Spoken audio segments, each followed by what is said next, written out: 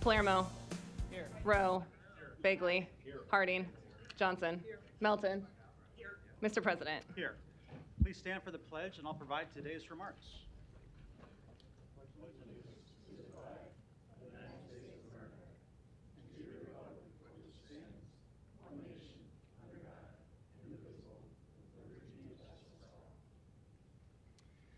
I'd just like to recognize what a beautiful day it is today in the city of Omaha. In fact, this week there'll be several top 10 days of the year, we believe.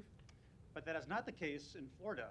Right now, Hurricane Ian is suspected to take landfall here shortly. I know we all have friends in Florida. I have a friend who has personally been evacuated out of Tampa. So our thoughts and prayers are with them. And we hope for a speedy recovery of any storm they might experience. Thank you.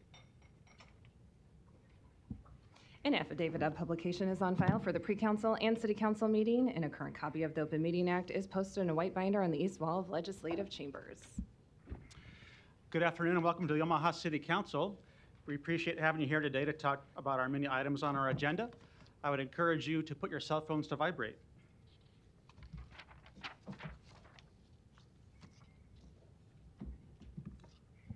Item 6, a request from Councilmember Melton to reconsider Resolution 2022-0915. Ms. Melton, you're recognized. Thank you, and I apologize for missing last week, but I decided that I didn't want to spread whatever I had to the rest of you, so I did stay home last Tuesday. But because I wasn't here, I did ask that this be reconsidered because I do think it's important enough. It's an important enough position in our city, and with everything that we're going to be doing, especially with the plan that we have with National League of Cities. And I think I've heard the argument from HR as to why they felt it was necessary. So I was hoping that we could just have this reconsidered. So I would move the vote. There's a motion. Second. There's a second. Ms. Johnson, is your light on? Yes. You're recognized. Point of clarification, Mr. President. What was the number of votes last meeting? On this particular item? Uh-huh. Ms. Clerk. Ms. Johnson has asked what the vote count was on number 6 last week. I believe it was 3-2. Okay. Thank you. No further lights. There's a motion and a second. Roll call. Palermo. Yes. Rowe. Yes. Bagley. Aye. Harding. Yes. Johnson. Yes. Melton. Yes. Mr. President. Yes. Motion passed 7-0. Item 7, a resolution to approve an agreement with GovHR to assist the city in filling the position of the Director of Human Rights and Relations in the amount of $23,500. There's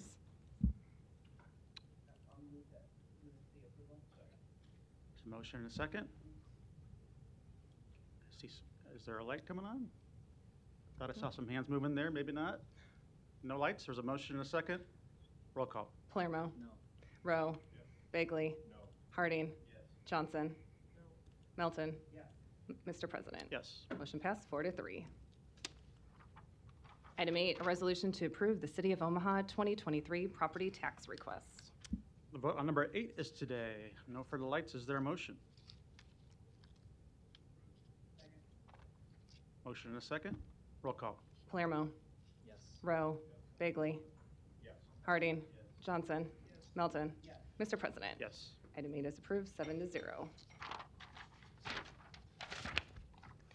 Items 9 and 10 can be considered together for the Northeast Joint Use Facility 2, located southeast of 20th and Ogden Streets. Planning Board and Planning Department recommend approval.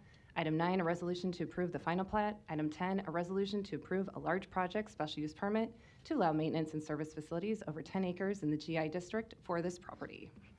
Public hearing and vote on items 9 and 10 are today. Proponents, please.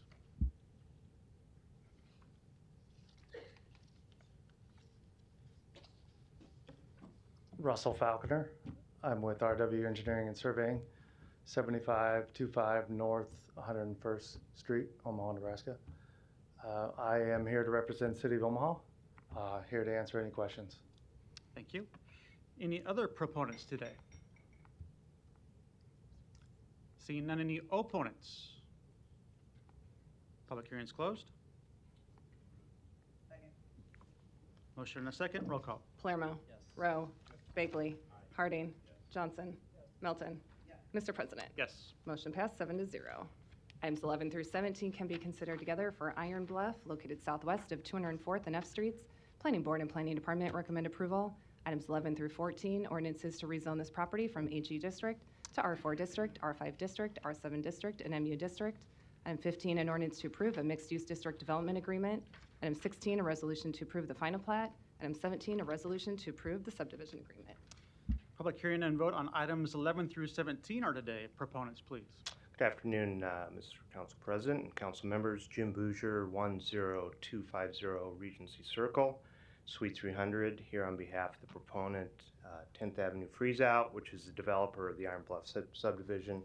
This is located at 204th and F Streets. It's a mixed-use development, and we are here today to have the zoning approved, the subdivision agreement approved, plat approved, and the mixed-use agreement approved. And I'd be happy to answer any questions you might have regarding the development. 10th Avenue Freeze Out, so Bruce Springsteen fans, huh? It is, yes. All I right. have a client that's a fan. Thanks. Any other proponents on these items? Seeing none, any opponents?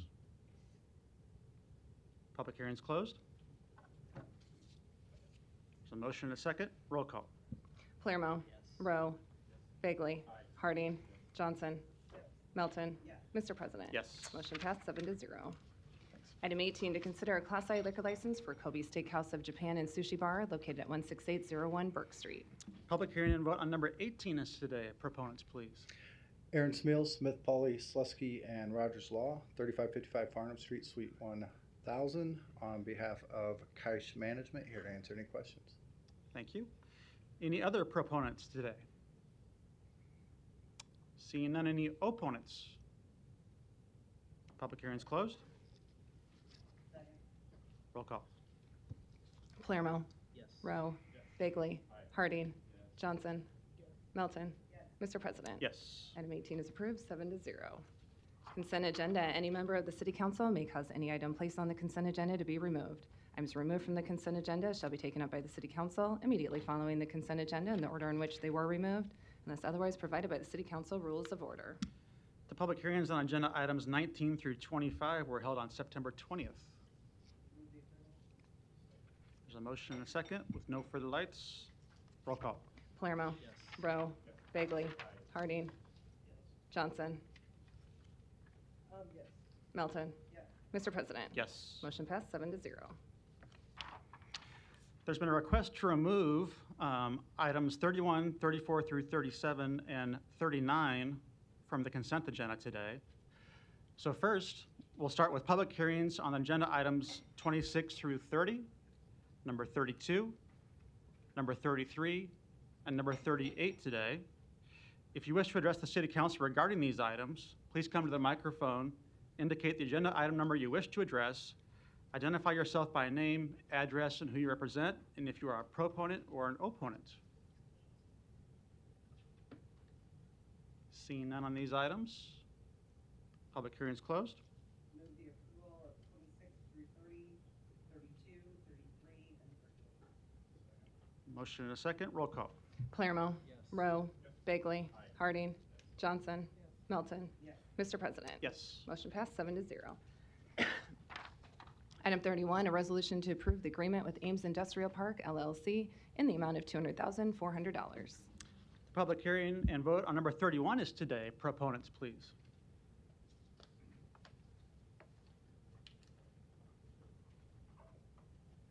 Good afternoon, Kelly Johnson Dorsey with the Omaha Planning Department. Agenda item number 30 today is agreement in support of the consolidated plan amendment that was just passed in item number 30. We'll let the developer here talk about the project, and we are here to answer any questions. Okay, thank you. Other proponents? This is number 31.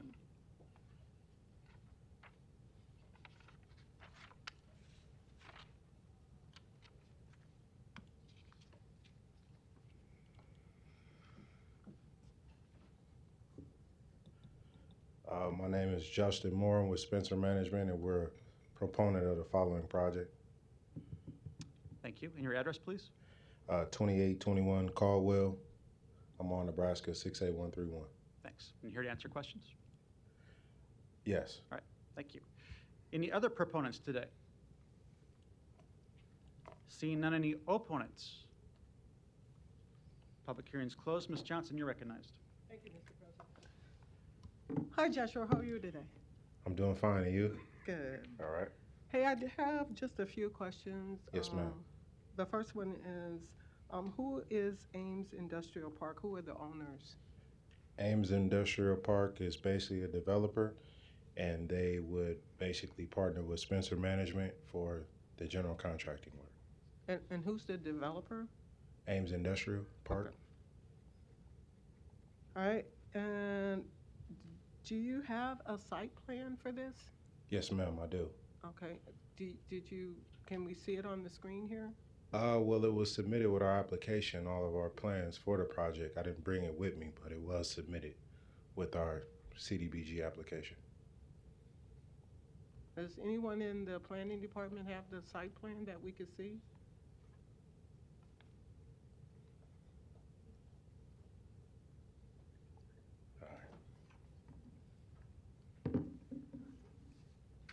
Alyssa Solachik, Omaha Planning Department. I don't have the site plan with me, but I could certainly provide it, and we can ask questions about what's been proposed within that plan as well. So when would you be able to provide it? We might have it, I think it's within the agreement itself. I don't have that on me. So can we bring it up on the screen for the community to see?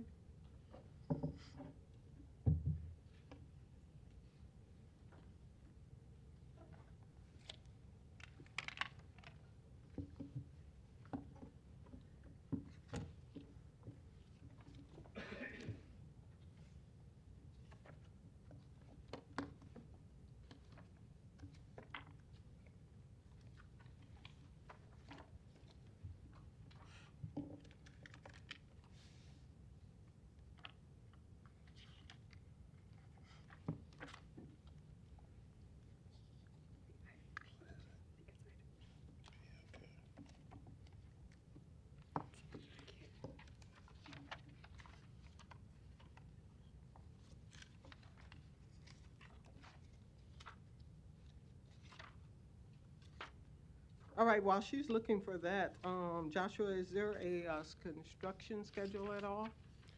Yes, that would be in our application also. Okay.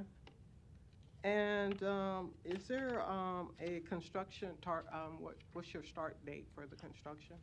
Our start date as of now would be October 24th. Okay. And the completion? Completion would be, we had December 15th.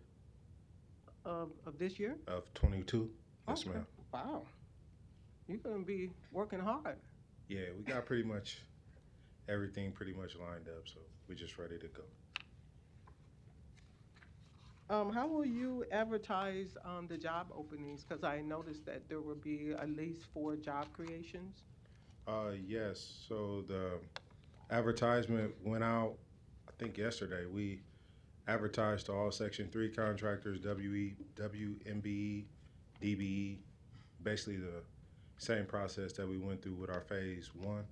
Because we did a Phase 1 to this project to an existing building, and we went through the bidding process, so we just basically did it again to notify all Tier 1, Tier 2 contractors. Okay. And when did you start the process of your development with the city planning department? For Phase 1? Uh-huh. I would say April of 2020. 2020, April 2020? 2020. Okay. All right, and when were you advised to reach out to your city council representative? Advised to reach out to who again? To your city council representative. I would say maybe about 2 weeks ago.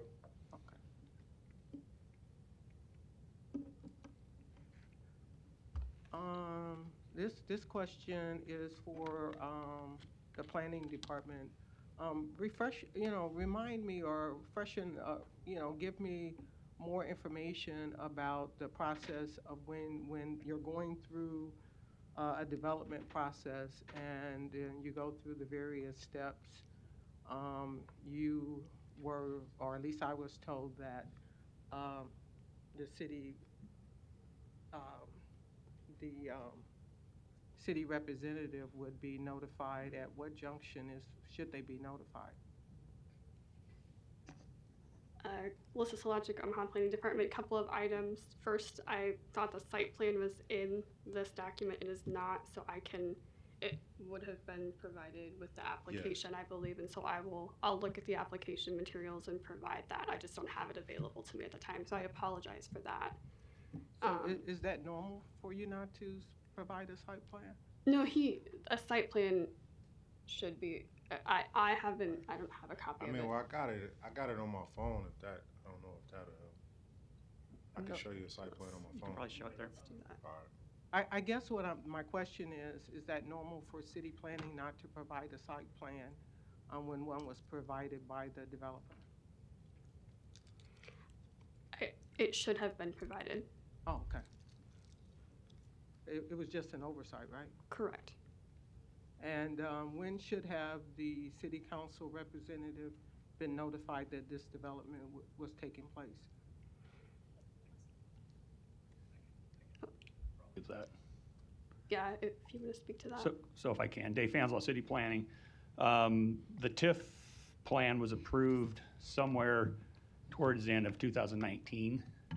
And to answer your general question, we always encourage people to meet with their city council representative at the onset of projects. You're right. So Yeah. the onset of this project would have been in 2019? Yeah, probably sometime in 19. Thank you. You said what? Oh, okay, gotcha. Thank you, brother. Sorry, here it is where- So basically, this is the site plan, and can I point? Okay. So this will be the building that we're proposing for today, and this will be the existing building, which is right here, which would have been our phase 1.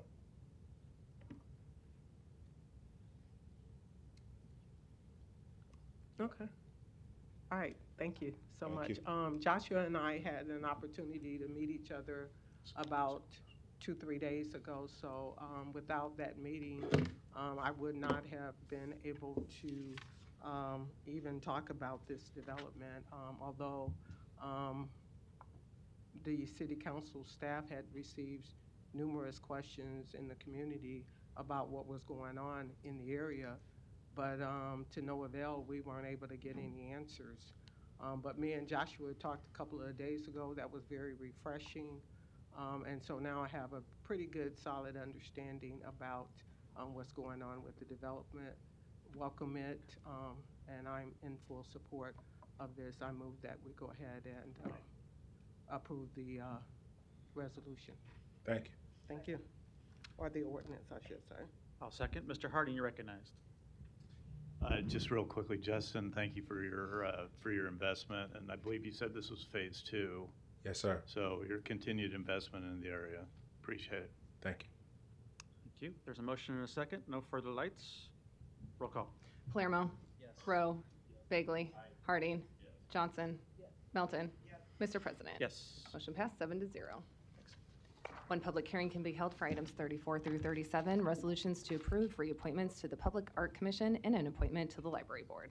The public hearing and vote on numbers 34, 35, 36, and 37 are today, which are all appointments. I know we have some by Zoom and perhaps some here in person. Proponents, please. Katie Swanson, Omaha Parks, Recreation, and Public Property Department. I'm here to answer any questions about the Public Art Commission reappointments. Great, thank you. Any other proponents in the audience here? Seeing none, any opponents? Seeing none, public hearing's closed. I'll just note that Mr. Carlson is by Zoom, who is an appointment to the Public Art Commission, and I believe Mr. Varas is calling in as we speak. Ms. Johnson, Ms. Johnson, you're recognized. Thank you. I'm sorry, what's your name again? Katie Swanson. Ms. Swanson, how are you today? I'm doing well, thank you. Good. Can you talk a little bit about the Public Art Commission, its purpose, its goal, and how many members you might have on that board? Absolutely. So the Public Art Commission, it is a mayor-appointed commission. They make recommendations on artwork donated to or acquired by the city. They are an advisory committee to other city boards in all matters regarding visual art and aesthetics. So basically, any piece of art that is on public property, city-owned property, is under the jurisdiction of the Public Art Commission for recommendations. There are 9 members of the Public Art Commission. Currently, not including the 3 who are up for reappointment today, we have 3 sitting members, plus the 3 today, and then 3 vacancies right now. We hold meetings monthly, every second Wednesday, at the Dewey Recreation Center at Dewey Park. Let's see. Is that you have any? And how often are they in a meeting?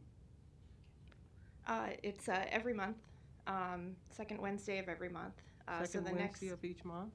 Second Wednesday of every month, yes. So the next meeting will be October 12th. And you mentioned there were 4 vacancies? Currently 3 vacancies. Okay. So you have 3 vacancies. What efforts have been made to fill those? The Public Art Commission has reached out to artists in the city to try to fill those vacancies, but ultimately it's up to the Parks Department is not involved with the actual appointments. That's the mayor's office. Okay, is there anyone in the mayor's office that can answer the question regarding the outreach to fill these vacancies?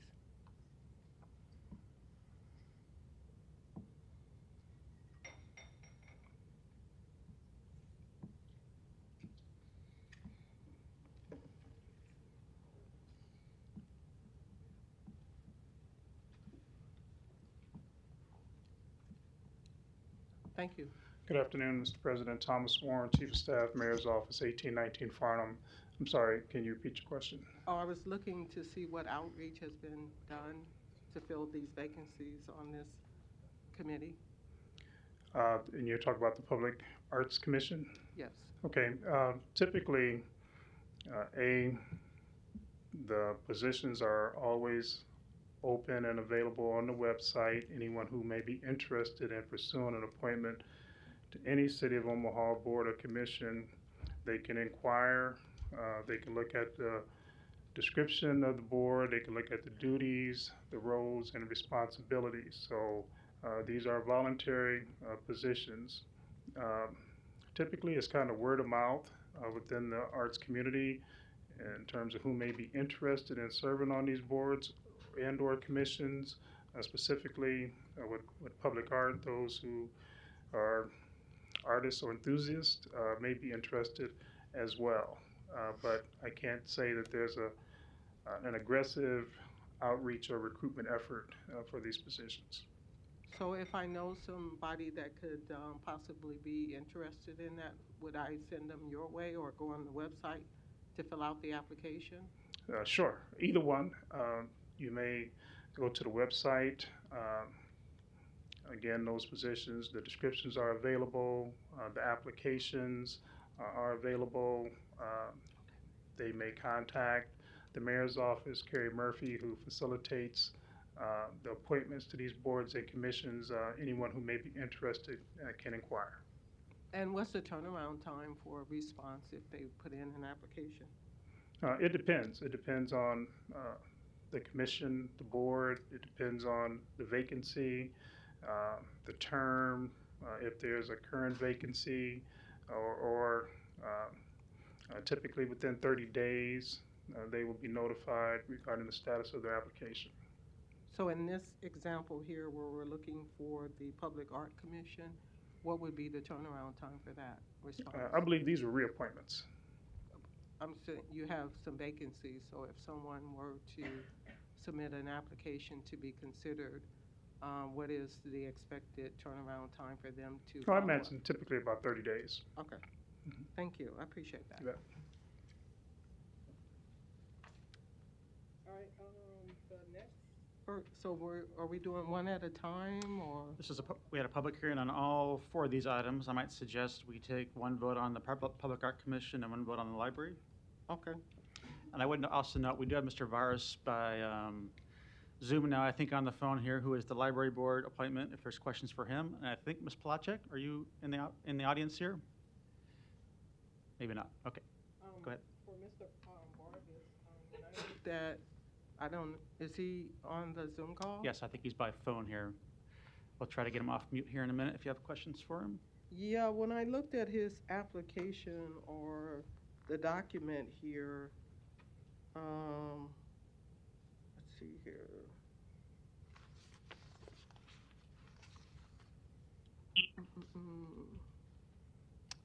Albert, did that work for you on the phone there?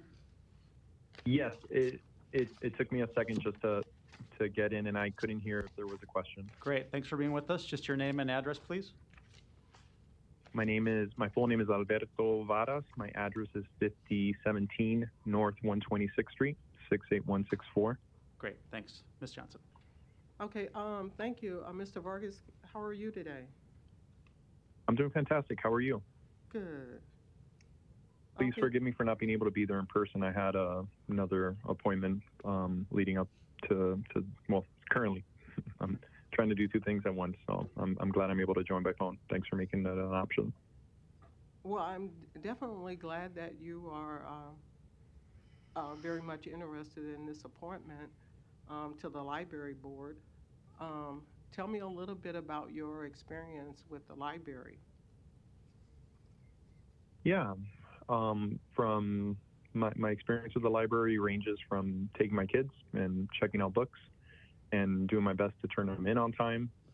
And some years ago, I became pretty intimately familiar with the library through a program that I used to help run with a nonprofit that was tutor.com. That was a resource with the library that the library made available.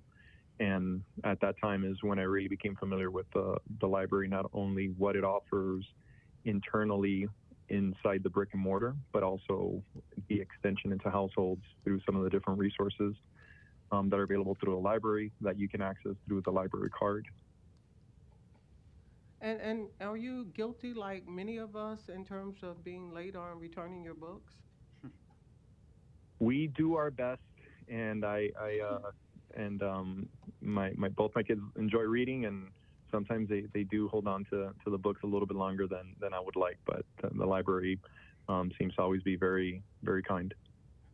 All right. Well, thank you. It was definitely a pleasure to hear your voice over the mic, and thank you for your time today. Yes, absolutely. Thank you for the consideration.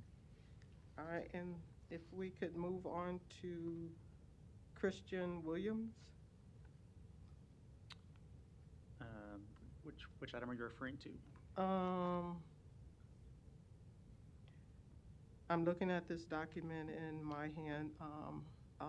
It says, as the request of the mayor, attached for your consideration is a resolution for the appointment of Albert Varas to the library board to replace Christian Williams. You're right, absolutely. But when I'm looking at this application, this is the one that I'm looking at that does not have a resume attached to it.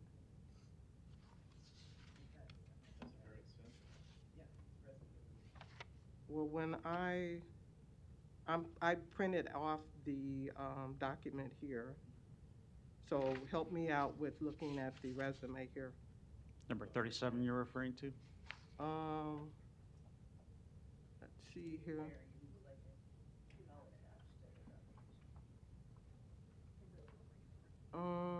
Let's see here. Robert E. Carlson, Ploshuk, and Vargas.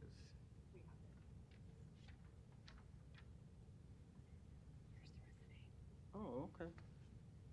Thank you. It must have didn't print off on the printer. Sorry about that. I have it now. Appreciate that. All right, moving on to the Christian, I'm not saying the name correctly, Polishek? Kristen Palachek, I think. Palachek? Is she available? She is currently teaching a class. She was going to try to hop on at 3 o'clock if, you know, If we were still on board? What? If Yeah, we were still yes. on board? Uh-huh. All right, so she's in class? Mhm. Okay. All right, you are responsible for all of the appointments, is that correct? I am the staff member from the Parks Department who facilitates the Public Art Commission meetings. Okay. So I am not directly involved with the appointments and reappointments. Okay, cool. All right, well, thank you for your time. Yep. I am able to vouch for the 3 Public Art Commission members, so if you have questions. Thank you. Okay. I'm finished. Thanks. Okay. Mr. Bagley, you're recognized. Thanks, Mr. President. I wanted to thank Albert for zooming in. Is he gone now? I still by phone. Is he okay? Well, I appreciate you. I read your resume, and it looks like you've done a lot of good things in the community. So I know, as was confirmed by our city attorney, there's 41 boards that the mayor appoints people to their positions of public service. So we take time to look through the resumes, and I want to just thank, on behalf of myself and my constituents, the folks that have stepped up today. And we go through this process.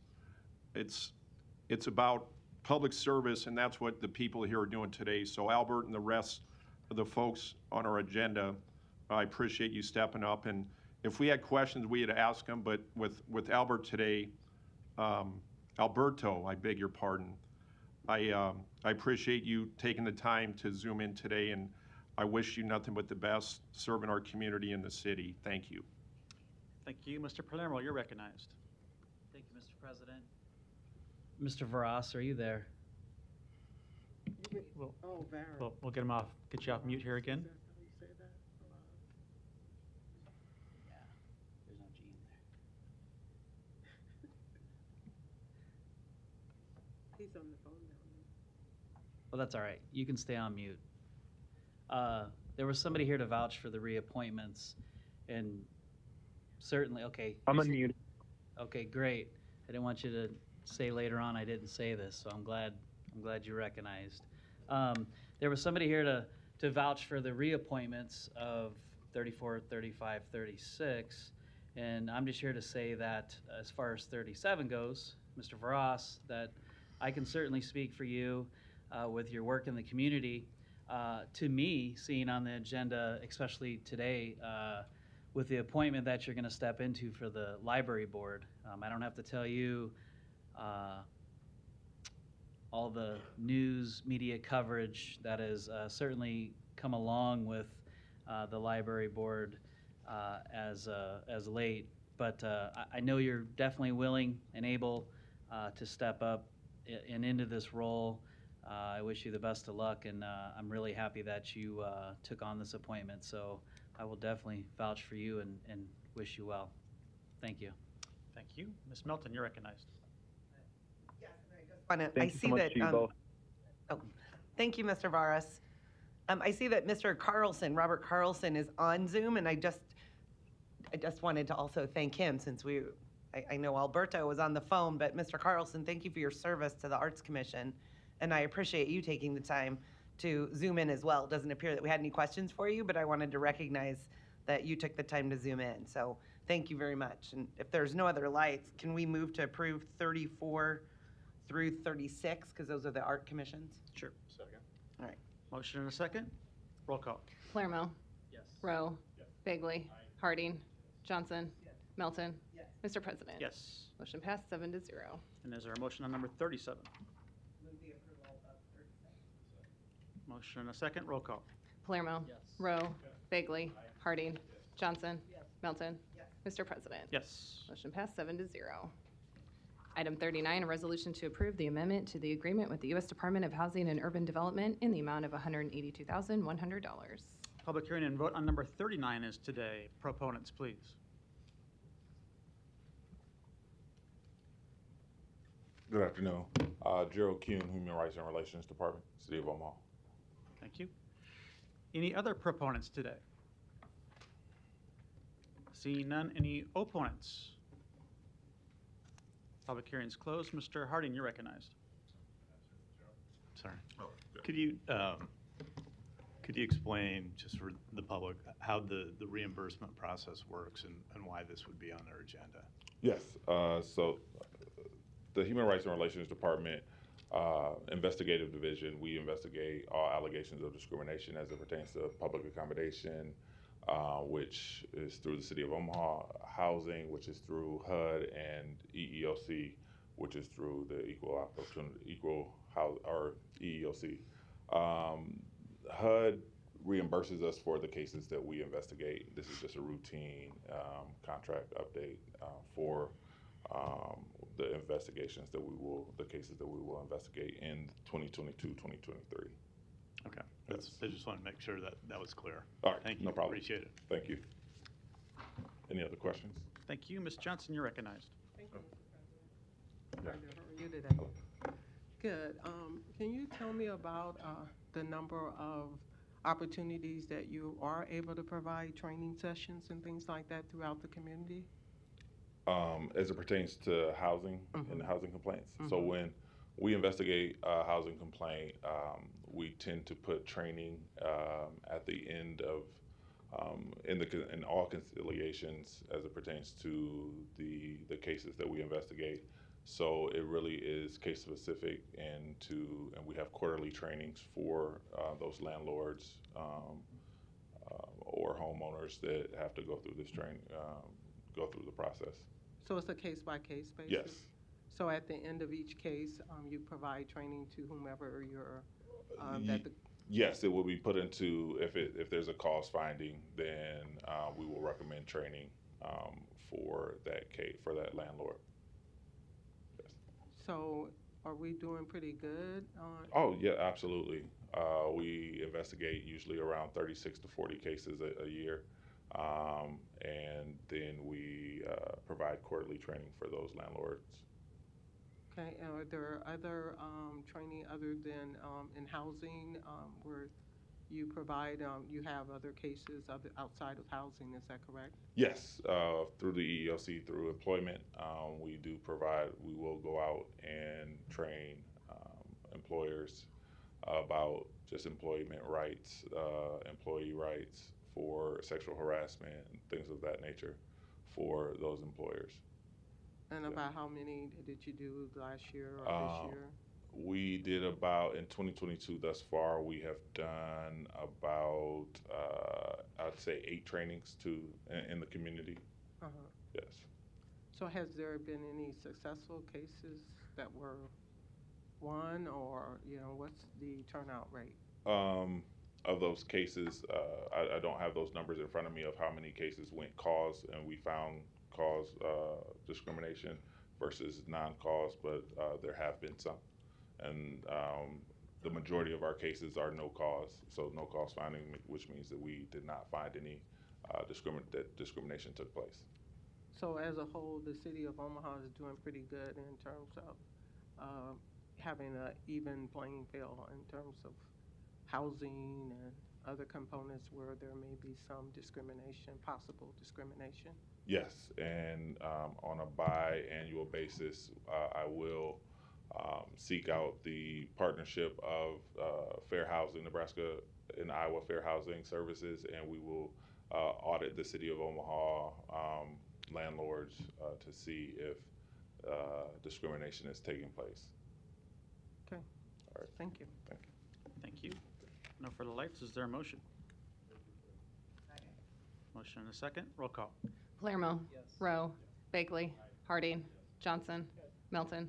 Mr. President. Yes. Item 39 is approved, 7-0. Item 40, a resolution to approve a real estate purchase agreement with 75 North Revitalization Corporation for the sale of 6 city-owned parcels of property. Planning Board and Planning Department recommend approval. B is amendment of the whole requested by the Planning Department. This item was postponed from September 20th. I'll note for council members that the corrected paperwork is now 40B, which is an amendment of the whole. Ms. Johnson, you're recognized. Hi, Sydney, how are you? Good afternoon. Hello, Good. Councilwoman Johnson. Just wanted to compliment you on the efforts that you're making. Thank you. At 75 North there on the corner of 30th and Parker, leading toward Lake Street, and doing an outstanding job. Thank you. And then now you're extending the additional workforce development housing, which we're discussing today. So just wanted to recognize your efforts and your staff efforts. Yes, thank you, Councilwoman Johnson and council members for this opportunity. This is an extension of really a partnership that 75 North already has with the City of Omaha. We're expending a large home funds and urban homestead funds allocation received from the City of Omaha to construct 7 single-family homes that will sell soon. Right now, this is kind of an extension of that, though this program does not have home funds in the capital stack. We still view this as a partnership with the City of Omaha and other organizations that allow for the construction of single-family homes to both that's considered affordable and workforce. Thank you again. Thank you. Motion to approve. Oh, thank you. And Sydney, just for the record, your name and address, please. Yes, Sydney Franklin, 75 North, 2112 North 30th Street, Suite 200 in Omaha. Great, thank you. There was a motion and a second. No further lights, which is the amendment of the whole 40B, right? Yes. All right, roll call. Palermo. Rowe. Bagley. Harding. Johnson. Melton. Mr. President. Yes. Motion Thank you. passed 7-0. Thanks. Item 41, a resolution to approve the real estate purchase agreement with Dana Murray for the sale of 2 city-owned parcels of property located at 2506 and 2510 North 24th Street in the amount of $415,000. Planning Board and Planning Department recommend approval. B is communications and support. C is amendment of the whole requested by the Planning Department. This item was also postponed from the September 20th meeting, and the vote is today. As the clerk noted, 41C is the amendment of the whole with the proper paperwork. Ms. Johnson, you're recognized. Well, thank you, Mr. President. Appreciate that. State your name and address, Good afternoon. please. Dana Murray at 2510 North 24th Street. Thank you. Good afternoon. Good afternoon. Sorry for the delay last week, but do want to compliment you on the new resurrection of the former Love Jazz and wish you many blessings for your new venture. And I move that this be accepted. Thank you very much. And I'll second the amendment of the whole C. 41C, a motion and a second. No further lights. Roll call. Palermo. Yes. Rowe. Bagley. Harding. Johnson. Melton. Mr. President. Yes. Motion passed 7-0. Thanks. Item 42, a resolution to authorize the Finance Department to pay an amount of $415,000 from the city's allotment of ARPA funds fiscal year 2022 to the Now Initiative. This is a related item that was also postponed from September 20th, and the vote is today. I move that this be accepted. I'll second. Roll call. Palermo. Yes. Rowe. Bagley. Harding. Johnson. Melton. Mr. President. Yes. Item 42 is approved, 7-0. Items 43 through 47 can be considered together. Resolutions to approve professional services agreement for residential snowplow inspections for the 2022-2023 winter season in the amount of $60,000 each. Items 43 through 47 were postponed from the September 20th meeting, and the vote is today. Mr. Palermo, you're recognized. Thank you, Mr. President. I also want to thank Public Works for answering all the questions I had along the way. Mr. Rouser, Director Stubbe. Obviously, we find ourselves here again today with these professional service agreements in front of us. So to recap, and we laid this over for 2 weeks based on the fact that we weren't all here. And if you're doing the math at home, I certainly could have made a motion to move it forward, and it would have failed the last 2 weeks, but I'm a better sportsman than that. And not only that, I believe my colleagues remember their campaign promises they made to save the city money, and I'm certainly bringing this in front of you today. So with that, as I brought up a couple weeks ago, I mentioned the fact that, well, actually, I gave a copy to Mr. Rouser, who put on the overhead projector of the job descriptions directly verbatim, word for word, that we have as a city that we require our city employees to do. And in these job descriptions, it was certainly to manage the contractors. Not just the foreman 3s, but the foreman 2s and the foreman 1s. And I certainly won't sit here and say that it's not a difficult job during the 24 operation that we are involved in snow removal services here in the city of Omaha. But I also remind you, it didn't just start snowing in the city of Omaha, and we've had to clear the streets for a long, long time. And we did it before without these professional service agreements. I'll also remind you that this was a 6-0 vote of the contractors that we had in front of us. That means we had an agenda item in front of us, and I believe it would have been 7-0, but there was only 6 of us, that listed out the contractors for residential snow plow removal, that we know what that entails. And there was no questions, there was no issues. It was a 6-0 vote to approve the contractors for residential snow service. So for me, we know how this works. If there's problems on the agenda, if there's questions for different departments, this is where we air them, and it didn't happen. That means we believe in them contractors that we hired, that given the year, we're gonna pay large sums of money to make sure our residential streets for the residents of Omaha are taken care of. Nobody voiced a problem with the contractors. So then we find ourselves moving on with the professional service agreement. And what this is certainly not to watch our city employees. Let me get everybody up to date on the city employees as well.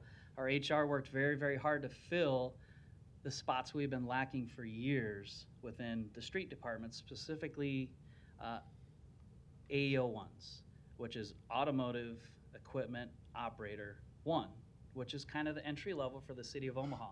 This is the person that not only fills your chuck holes or whatever various jobs they would do in the summer, but they're also the person that rides in the truck, the big orange truck in the winter.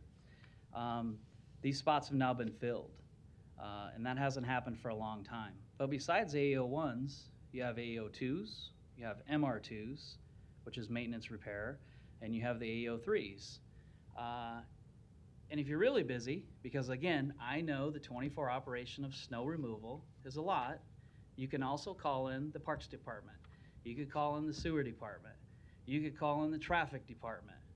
And I'm sure there's even more people you could call in if you needed to help the city with the level of service that we all not only want, but we have to have. This is a level of service that we require to have done for us. So, as a recap, we have foremans that in their job description, they're getting paid to do this.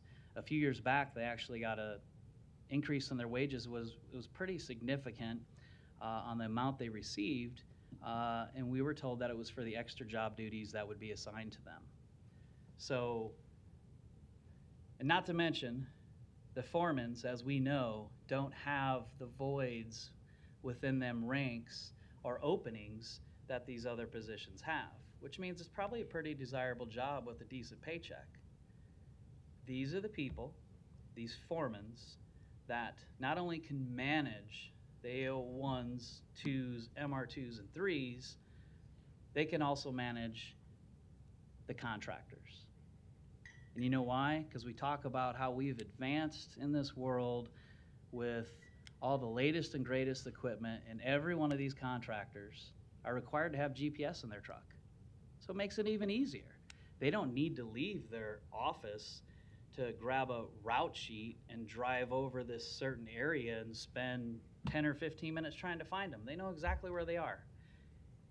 And not only that, there's so much intermingling between the secondary routes, the major routes, and the residentials, that there's no way our city employees who, by all means, are doing everything they can do with what they have, and they're doing a really good job, and morale, I believe, since I've been on the council, is at an all-time high.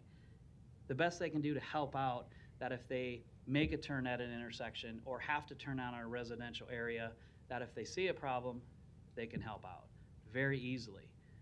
So here we are, professional service agreements in front of us, and hopefully the clerk can record that for me, so I'll say it again next year, depending on how this goes, and I won't have to say it again.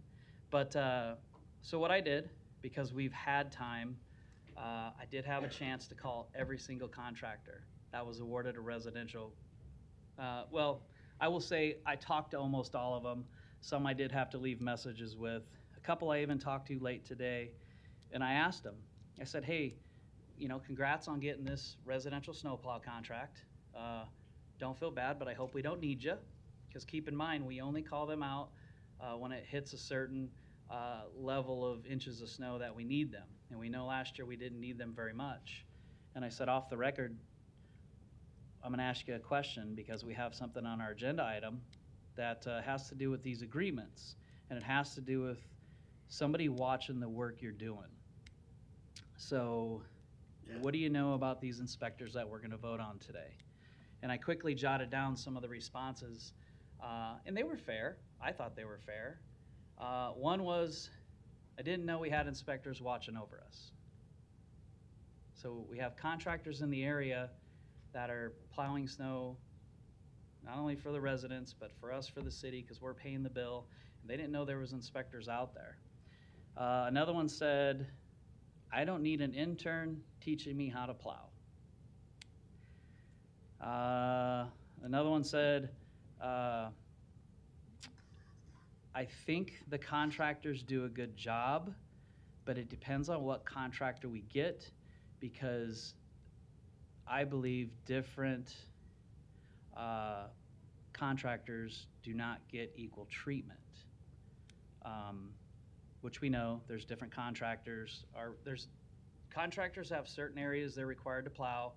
These professional service agreements have them designated in areas to watch. So what I took from that was the fact that depending on which person you had watching you as a contractor, maybe they had different metrics or parameters that they were looking for.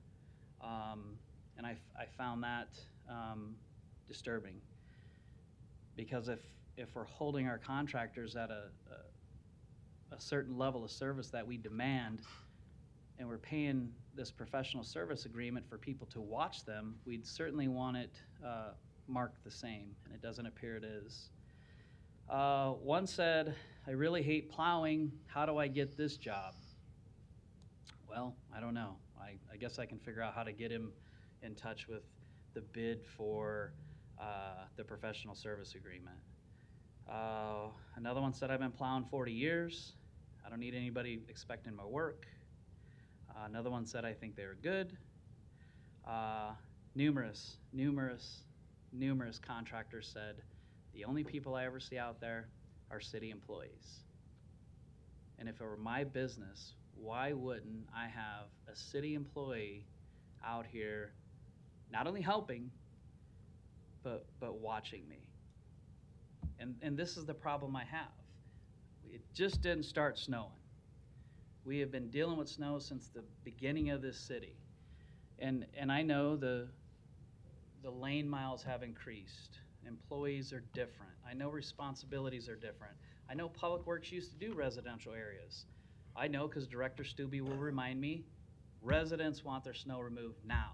And that's why we have contractors in these residential areas. The bottom line is, that last person is exactly right.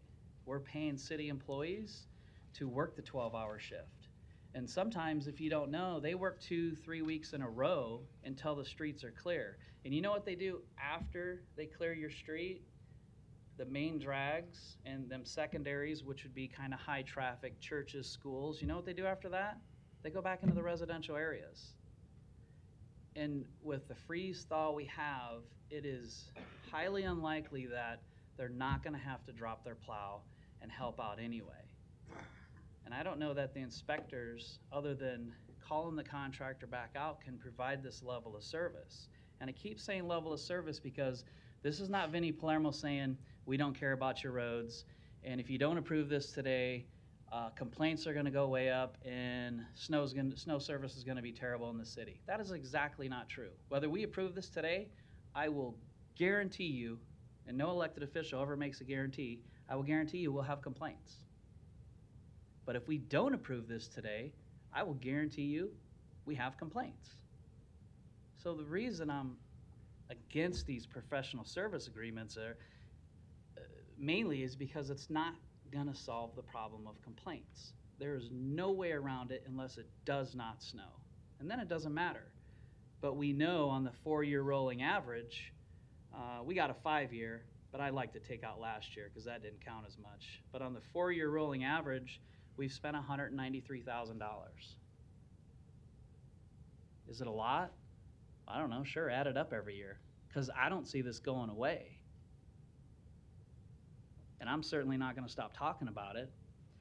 So we know these agreements have been a problem in the past, not just in the winter, but in the summer, where we know different districts have these agreements we have in place, they have found issues that contractors had an issue and the inspector missed it as well. You're never going to get away from that. But the bottom line is until and to me, this is what I believe. This is no offense to those professional service agreements here, but I think it's a pat on the back deal.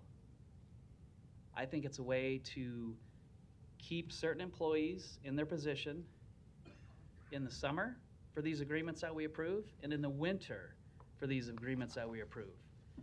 And them deals have to be done because they are not necessary. We're going to get complaints either way. And most importantly, because I said it before, I'll say it again, I believe in our city employees. And I know at the end of the day, regardless of what complaints are found, we as a city with our city employees will be out fixing your residential roads properly. End of story, because that's what we're required to do. Thank you. Thank you. Mr. Begley, you're recognized. Thanks, Mr. President. Austin, can you come down for a minute, please?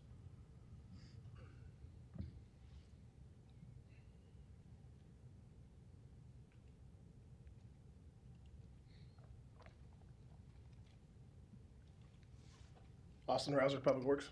Good afternoon, Austin. Good to see you as always.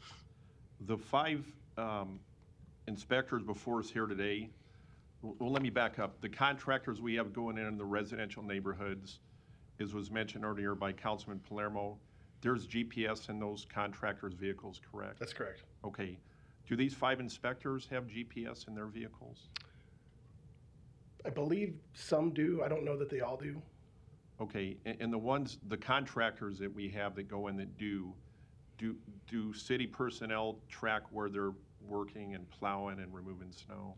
As far as the GPS goes, we don't actively manage that a lot. We use that in our reporting. Obviously, we have a public website that shows where all the city plows are. So that's one way that's used. The other way is when we do investigative work. If we get a complaint about somebody speeding or something like that, we use it for that. Okay. And these 5, again, the ones on our agenda today, they don't have GPS, so we don't have anywhere to know, where they've been or where they've gone like we do our trucks and others. Councilman, at one point in time, I know we put the GPS units in the inspectors. I'm not sure what the current state of that is. Okay. Haven't been out of the operation for a couple of years. I don't exactly know the answer No to that. problem. I appreciate you trying to help me understand. And as was mentioned earlier, the foremen support the snow removal, and then is there somebody that can support the foreman within the city employees? Is there construction inspectors? We do have construction inspectors, and I think that I think that answers one of the comments made by Councilman Palermo. We do have, and I mentioned this before, we have construction inspectors that work for the city that go out and supplement the operation as well. So I think in an area where if a contractor only sees city employees, he's probably being inspected by city employees. Okay, and I won't run down again what Councilman Palermo said. There's different parts of city departments that can help when there's a snow, that you guys rely on. That's correct. City Yep. employees, and as we mentioned in last week's meeting, HR, they had, through the collective bargaining process, had filled, there was dozens of openings, and that's down to, I can count on my maybe both hands, it's less than that. So at least I know you're happy that there's a full army of men and women that do great work for the city. They got a new contractor being fairly compensated, and you're smiling up there, so I know. I'm extremely happy. This is We've music. been aggressive for years, and I know. it's a long time coming. No, and I want to make sure my remarks reflected. I appreciate the work that you do and the city employees do, but in respect to these 5 contractors, I'm not going to support this today for the reasons I discussed, but I want to thank you again and the city employees for the work, and hopefully we don't need any of the contractors. That it's not going to snow, but I think we're probably going to get clobbered this year. I hope I'm wrong, but thank you. Thank you. Thank you. Mr. Harding, you're recognized. Austin, if you wouldn't mind, just stay there for a second. I have a couple things that I think you probably need to verify for me. First, I want to say I agree with both Mr. Palermo and Mr. Bagley. This is nothing against our city employees. I think our city employees do a fantastic job, and I've had the pleasure and to ride along with in a snow event, and it's amazing work that they do for the city. But I kind of look at this as, it's pretty standard procedure, and especially like in the construction industry, and you just mentioned maybe a little bit of that you hire an owner's representative. And I really look at this as really kind of that owner's representative for this kind of a function. Would you kind of agree that that's kind of analogous to what I'm talking about? Yes, absolutely. Yeah. And then you mentioned on the GPS too. So a lot of times, the GPS might show that they've gone down the street, but it doesn't show what they did when they went down the street. That's correct. And I think that's when, why if some of these complaints come in, whether or not, it's just not a matter or function of, following GPS and seeing if they've been through the route. It's also understanding what they did while they were on that route, correct? Correct. Okay.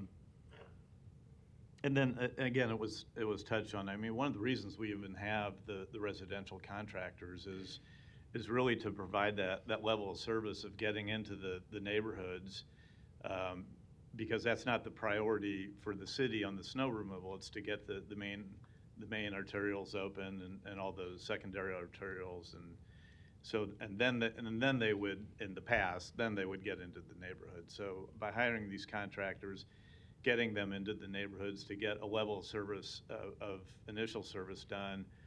Obviously, if at some point that days after the event, there might be a city truck that goes down your street as well too, but that's to kind of mop up some of the other work as well.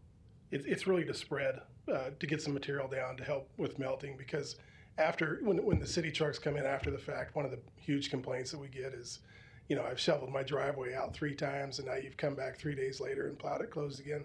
So we have an expectation, and what these inspectors help us to achieve is that curb-to-curb level of service, so that we're not having to drop that blade later on. So we're going back and only spreading salt at that point in time without pushing a bunch of snow around.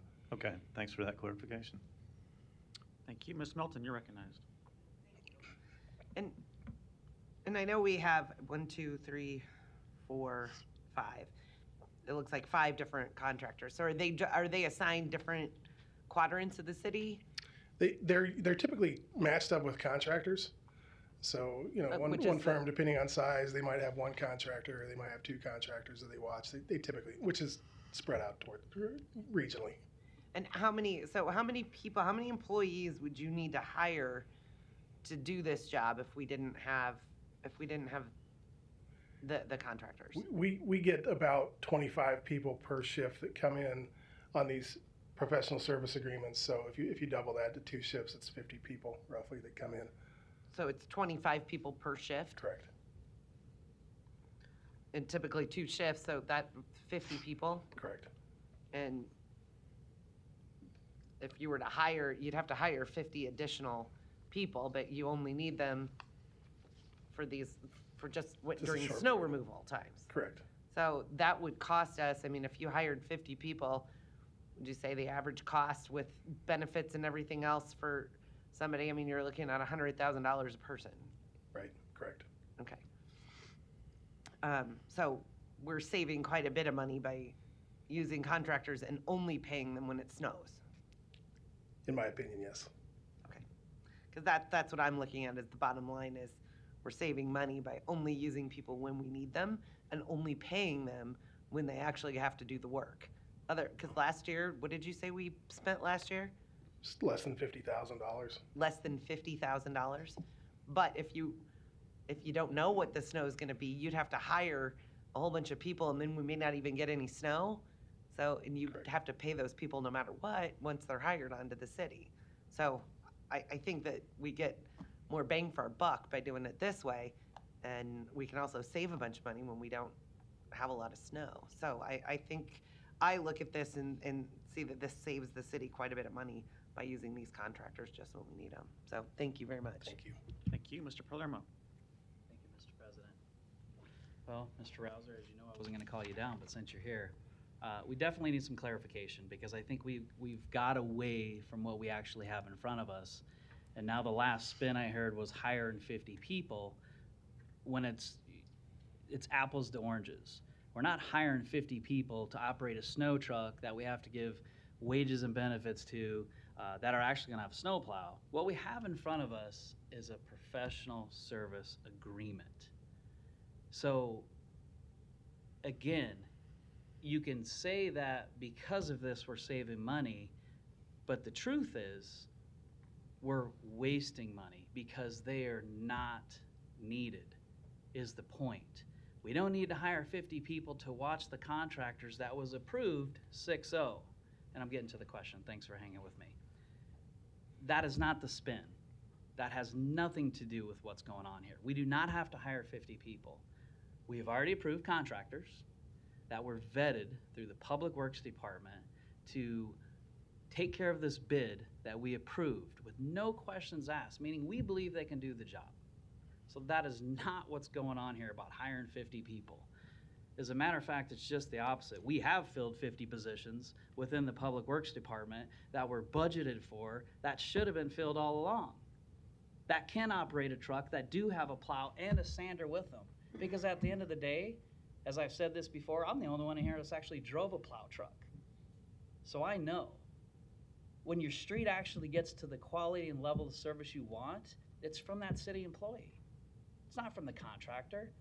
They're pickup trucks with a snow blade. And heaven forbid it's 8 inches, or heaven forbid it's ice. Because then we're gonna go exactly into what you first said when you came up to the podium, which is a majority of the complaints arise from windrows being pushed into driveways. Here's my question. If we approve this professional service agreement, will that change them inspectors going out and seeing a windrow pushed in somebody's private driveway? No. Thank you. Thank you, Mr. President. Thank you. No further lights? There's a motion and a second. Mr. Brill, your light is on. I'm sorry I didn't jump in quick enough for Austin, but on the to the point of the foreman, on a big snow event, are they plowing snow? Foremen do not. They do not. No. So they are available for supervision. They supervise constantly. Yep. Okay. Yep. Mr. Bagley. Quick question, Austin, and I promise this is the last one. Just so I'm clear on what we talked about here, 43 through 47 is 5 contractors that are not city employees, correct? Correct. And it's $60,000 apiece, correct? Correct. Fuzzy math, help me out. 60,000 times 5 is 300,000. Correct. And that's not for city employees. That is for contractors of these 5 contracts, correct? For consultants, yes. I told you I was going to be easy on you, so thanks, Austin. Thank you. No further lights. There's a motion and a second to approve. Roll call. Palermo. No. Rowe. Bagley. Harding. Johnson. Melton. Mr. President. Yes. Motion passed 4-3. Item 48, a resolution to approve the creation of the North Saddle Creek Business Improvement Area Board. Public hearing and vote on number 48 is today. Proponents, please.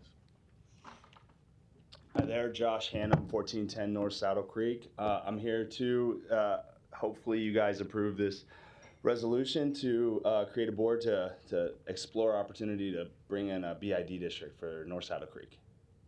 Great, thank you. Other proponents on number 48 today?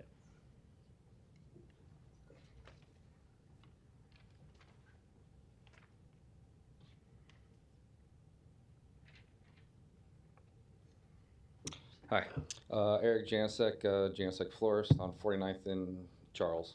I'm for it. I'd like to see the neighborhood cleaned up. We've been there since 1967, over 55 years. Nothing's ever been done, and it's about time someone does something. I've seen businesses come and go, and if no one does anything now, I don't know when someone's going to do something. It's going to be another 55 more years. I don't know, but definitely for it. I've spent a lot of money on advertising and over the years, and why not put it back into our neighborhood? I'd like to see it grow and new businesses come in. Thanks. Thank you. Other proponents today?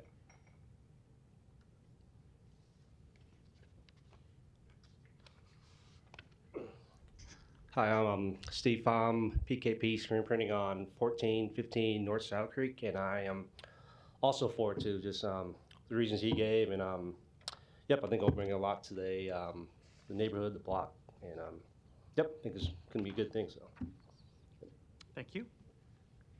Any other proponents that want to speak? Hi, Dina Hannum, 1416 North Saddle Creek at Hey J Coffee. I'm also for it. I think the neighborhood's a cute little area and could really do well with some extra growth and get some more businesses in there and excitement for the neighborhood and everybody else around that area. Thank you. Any other proponents? While he's on the way down, I'll also just note we had a letter of support submitted by Jeff and Molly Clement Jenkins of 1717 Country Club Ave in support of this item today, too.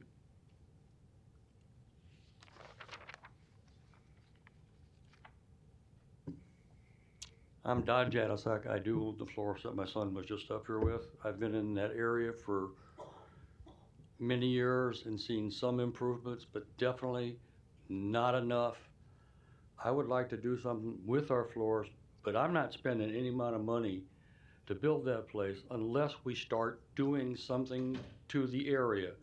The area is always neglected. We did Dundee, which is just up the street. We're not considered part of Dundee. We do Benson. That we're not considered Benson, except everybody kind of includes us in there, but we're always been the exception. We're not going to do anything for you guys. You guys are different. We've got signs in our thing, in our roads. Benson district is this way. Dundee's district is that way. What happened to us? We don't exist unless we start improving the area and do things for it. We have a bunch of homeless people all the time down there. We got to get rid of those people. We got to get rid of some of the places that they stay. And until we improve it, we're going to keep getting those people.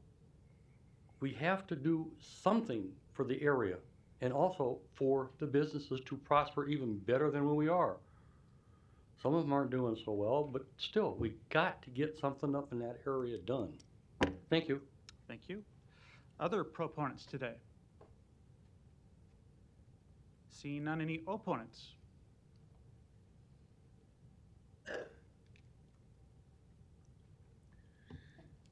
Larry Storr, 5015 Lafayette Avenue, Omaha 68132. I live pretty close to this area and I'm through it 2 or 3 times a day. I do agree something needs to be done with that area, but I disagree with how we do things. And I'd like to explain why. I don't want to upset anybody back here, but there's probably a few business owners and small homeowners that are going to lose out here. There's not enough transparency in this process. And let me say why. I've been watching and listening for quite a few years. What's going to happen is you guys will come back next week with an amendment and we can't talk about it because it's already said and done. And you'll go into your long explanations next week or the week after that if you don't postpone it. I'll give you an example. You might call me out of order. But this last item on the Preston Love Building, the language used in the resolutions from one week to another changed. After the public hearing, it changed. And it went from the person wanted to acquire a building to the person it was sold. But what was it sold to and by? It turns out it was ARPA funds, ARPA money, not his money.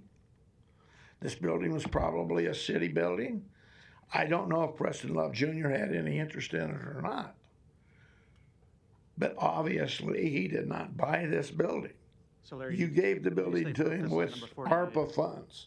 So you just need to be honest. Now, don't come back next week with long dissertations about, oh, we decided to change it, and here's the amendment, and you don't get to vote because the hearing was last week. That's not fair. We have traffic through that area. And what is true about that area is around the bowling alley and those dilapidated apartment buildings, you're probably after those. But there's a lot of immigrants, a lot of homeless, yes. But it's not because that it's not cleaned up right around Saddle Creek. That doesn't give you a license to go clear up Country Club, past the donut. Have you really seen people that live in that area and have a few small businesses? They're not down here, are they? They probably don't even know this is happening. Thank you. Thank you. Any other opponents today?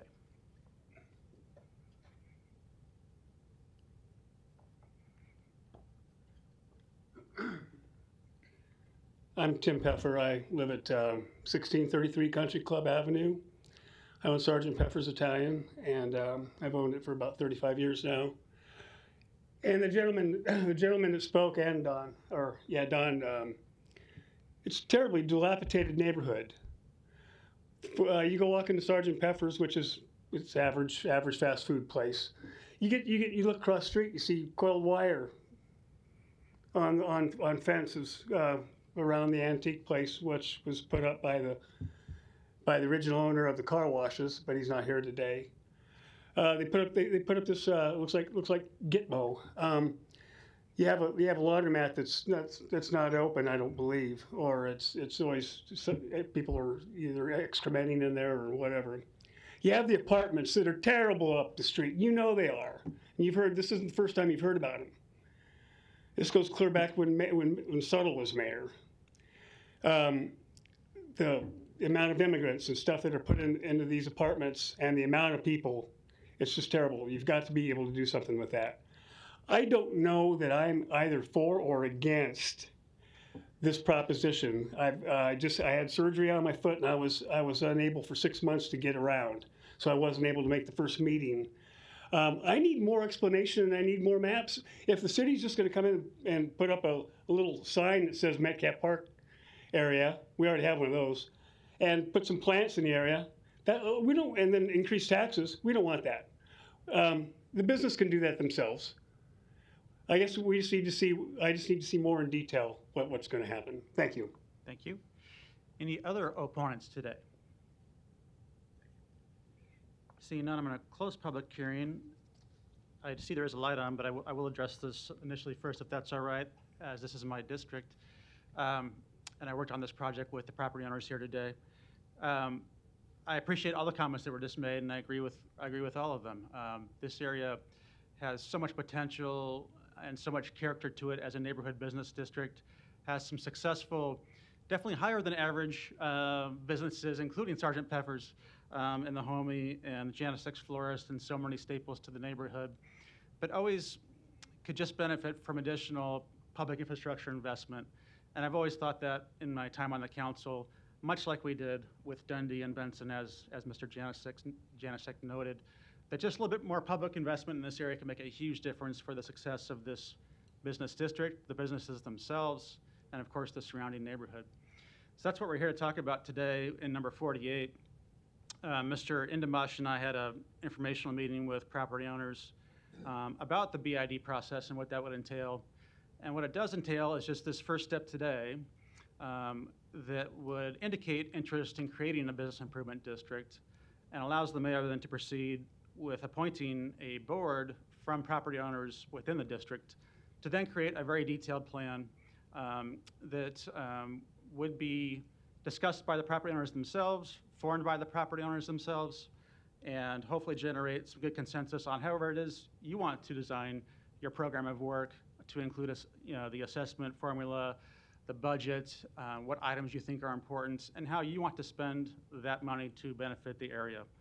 And only then would that come back to the city council later for approval. And if approved, only at that point is a BID actually in effect and do those things actually happen. So I agree with everything that was just said about more detail being needed, more discussion being needed. That's why we're taking this first step today, I hope. And if we do, I think the benefits are great. This council did approve funding to design, together with all of you and the surrounding neighborhood, what some of those public improvements could be.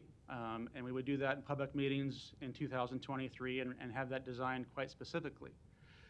There's been a commitment by the city that should a BID be formed here, that there is $300,000 in capital funding from the city to help construct whatever it is we decide should be constructed there together with the BID.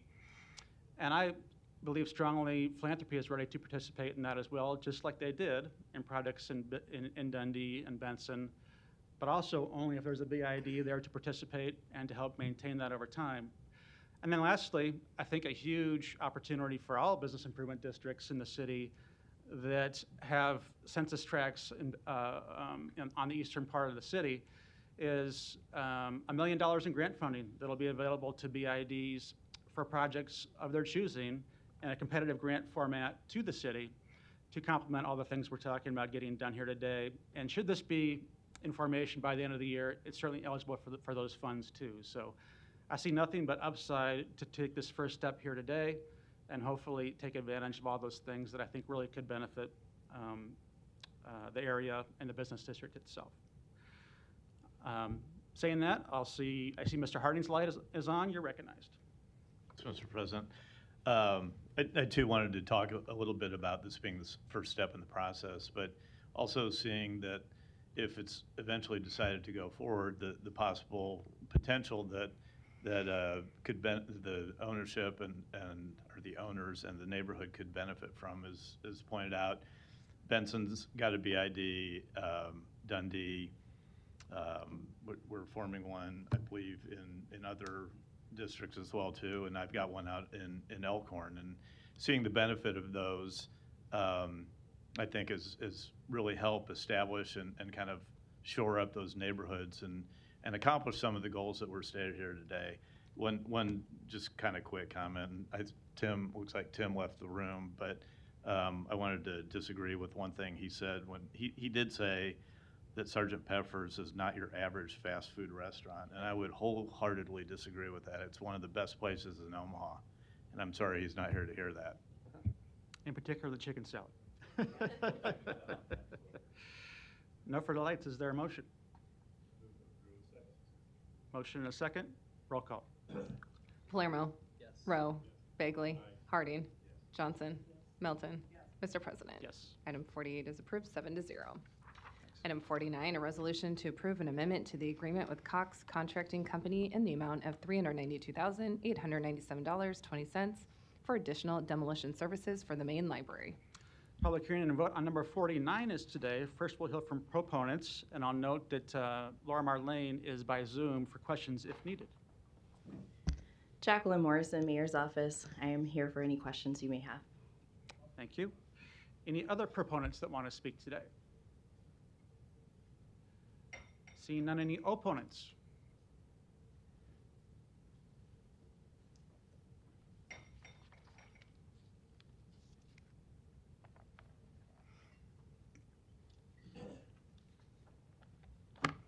Hello, my name is Sarah Johnson. I'm at 2316 North 52nd Street, which is a charming home and country club, which will be for sale in the spring because I'm moving. So this is probably the last time I will grace you with my presence.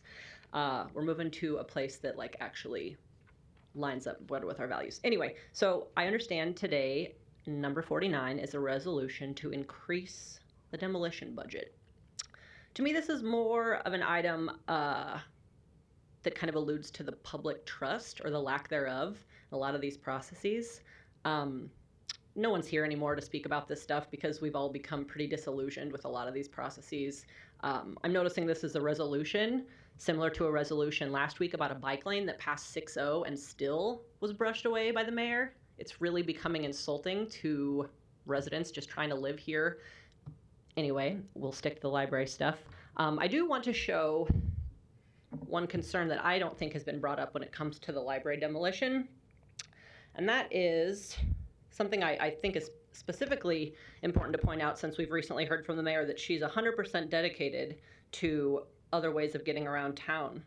I don't have my phone on airplane mode. Last time I did this, my dad texted me. This is a picture of a bike lane in front of the library.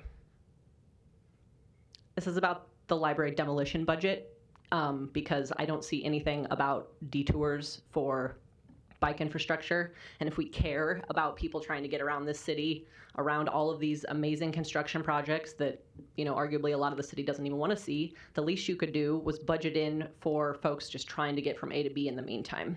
I think another just kind of continual issue that we hear a lot about from folks that testify or not involves communication. And I actually am going to rip off the organizers' names because I don't think that should be totally public knowledge, but people are sick of trying to get points across to you within these chambers. So there's actually a couple events coming up that I wanted to let everybody know about. Thursday at 5 o'clock at Dewey Park, Sarah, there's going to be a bike-in. I agree with you on your points around the bike lane, obviously, but this is about the demolition of the library. We can stick to that topic on number 49, please. Yeah, I think that basically I'm done trying to talk about stuff on the agenda because we've seen how little it matters time and time again. Like, y'all know I've been here for over a decade trying to get some of these points across to you, and it's actually turned out to be easier to move out of the state than to get anything done. So I will, you know, enjoy my bike ride home and try not to get hit in the meantime. Thank you. Thank you. Any other opponents to number 49?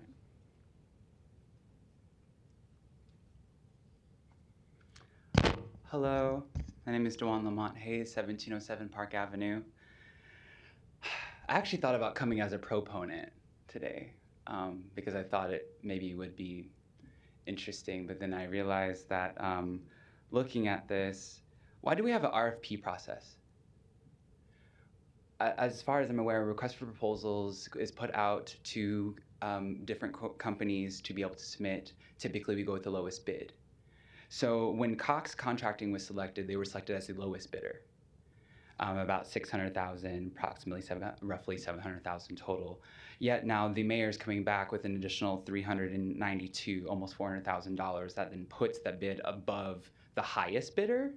And then they're subcontracting with one of the contractors who lost out on the bid. So say you're building a house and you need an addition and you bid on someone and you put some bids out and they come back to you with a certain number, and then a few weeks later they come with double that. Are you gonna pay that out of your pocket? No, you're not.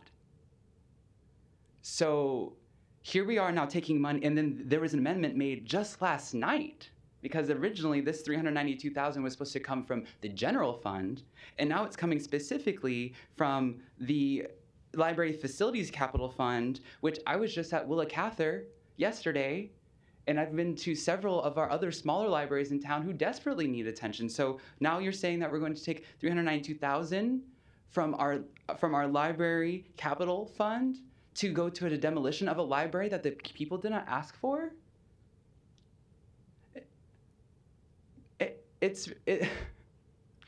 You know, I'm coming here with love because I genuinely appreciate every single one of you. Thank you for listening. Thank you for being here. And I just hope you make a decision that you genuinely want to make and are willing to live with the consequences that come from them. Because this isn't just about a library, whether you care about it or not. It's not just about people who are houseless, whether you care about them or not. It's generally about the karma that you're breeding in the city and the culture that you're creating. And I just hope you're willing to live with those consequences as they move forward.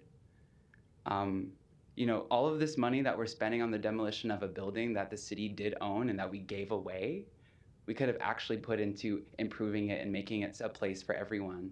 Because now you're going to have a tower that physically overshadows the park that was just built. Has anyone considered that? We're literally going to be living in the shadow of Mutual of Omaha, who claims to be, which the mayor said, they have Omaha in the name. So do we. So does the Omaha tribe, but we don't seem to get any of the benefits or listen to. So it's quite concerning when Laura Marlane, even the executive director, is endorsing these things. Guys, we have an opportunity to do something really beautiful and bring our city together. People are struggling, and it's only going to get harder. And you can choose to listen, but frankly, folks are going to show up in a different way, and you're going to have to answer. This is on record. So choose what side of history you want to be on. You could say no to this, and we could actually do something different. I've said it several times, but it doesn't seem like you want to listen to our people or have a real vision. Because what does Omaha want to become as a city? Are we just a corporate playground for developers and Fortune 500s to stick their buildings wherever they want to and force us out of it? Because as far as I'm concerned, most of our public space has been sold off. Civic Auditorium site, Jean Leahy Mall is now managed by Mecca. Library is now under the control of Heritage Services. What is left for the public anymore? What are you here for if you can be bought and sold, just like the rest of them? And frankly, the mayor doesn't care about you. She's not interested in listening to you because she'll do the opposite. She'll veto anything you do. So we could actually stand with our constituents and with our citizens of Omaha to see our city be improved and no longer have to sit under this tyranny of decisions that are made without us, about us. And, you know, I think it's time to recall who we are. And that might just include our council and our mayor. Because it seems to be one of the only options that we have to actually stand up for ourselves. You all voted in here during a pandemic when people were struggling and still not being able to get what they need. And I think it's time for us to genuinely recall so we can get this together. So, you know, like I said, do what you want to do. And I hope you're doing it because you believe in it, not because someone told you you had to. And hopefully you can live with that. Thanks. Thank you. Other opponents to number 49? Excuse me, Loves, I was here first. Excuse me, Hey, guys. Luis Jimenez. Don't run in and jump in front of me. One at a time is fine. Okay. No particular order. Since he really wants it. All right. You want to get here earlier? Go ahead. Larry Storr, 5015 Lafayette Avenue, Omaha 68132. I'm glad that somebody else noticed what I noticed. All of a sudden, the price was doubled. My goodness, how does that happen? There's just not enough transparency, folks. You need a little bit more time with the public to understand it. 4 weeks ago, or whenever you started with the letters, it's a time to start communicating with your citizens who elect you, who ask you to do a job. Not this far out in the process. We went across the river the other day, and oh my God, the library's already gone. And we haven't even finished voting on it yet. Next week, I won't get to say anything because you've already had the public hearing. But you'll come through with an amendment as a whole and change it again. And I don't know, we might find out that some of these projects are scrapped. Maybe the Crossroads is going to be scrapped. They're not doing much there. Is the library actually going to get finished when the cost keeps getting doubled? Or was that just a mistake? And the papers got switched. I think there was something I was following the other night. Maybe it was the Dana thing, but the language went from sale from acquire to sale, and then the whole amendment was replaced. But I haven't had time to read the second amendment that replaced the first one. So you've got us all confused, and we're really not in favor of any of this stuff when we don't understand it. He had a lot to say. And the other thing, is why can't you discuss it with us while we're here at the podium instead of waiting till the guy leaves? And then you discuss it about him and his comments.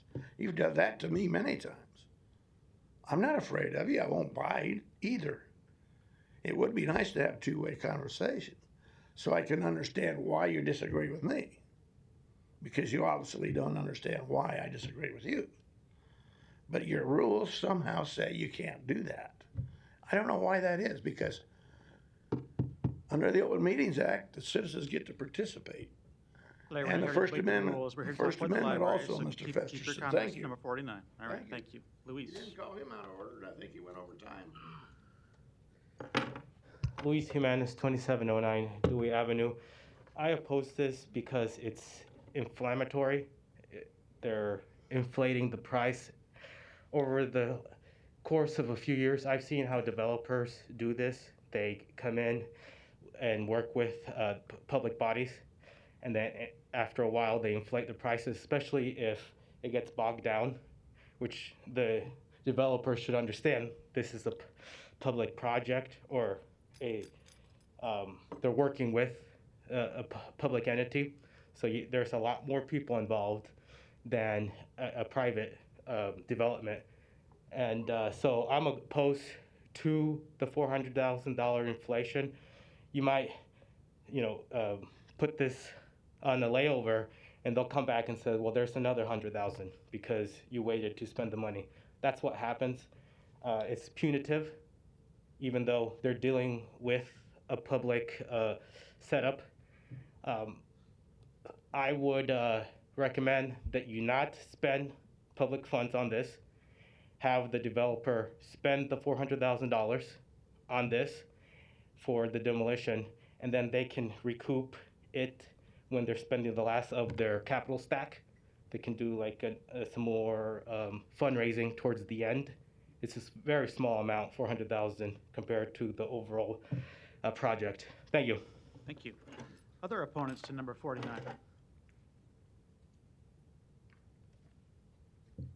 Just want to check and make sure it's okay with Larry if I talk. Okay. Aaron Feitstinger, here in my personal capacity, just as a lover of the library, 2719 North 49th Avenue. I taught a college class this last semester about how the city works and how local politics impacts the daily lives of citizens. A lot of people sitting up here have been gracious enough to share their passion and experience with those students. And at the end of the semester, I asked my students to reflect on what they learned about how the city works and how the city interacts with its citizens. And the overwhelming majority responded that a lack of communication and clear communication and transparency about what's going on is an issue that, if they were staying in Omaha, is something that they would work on fixing.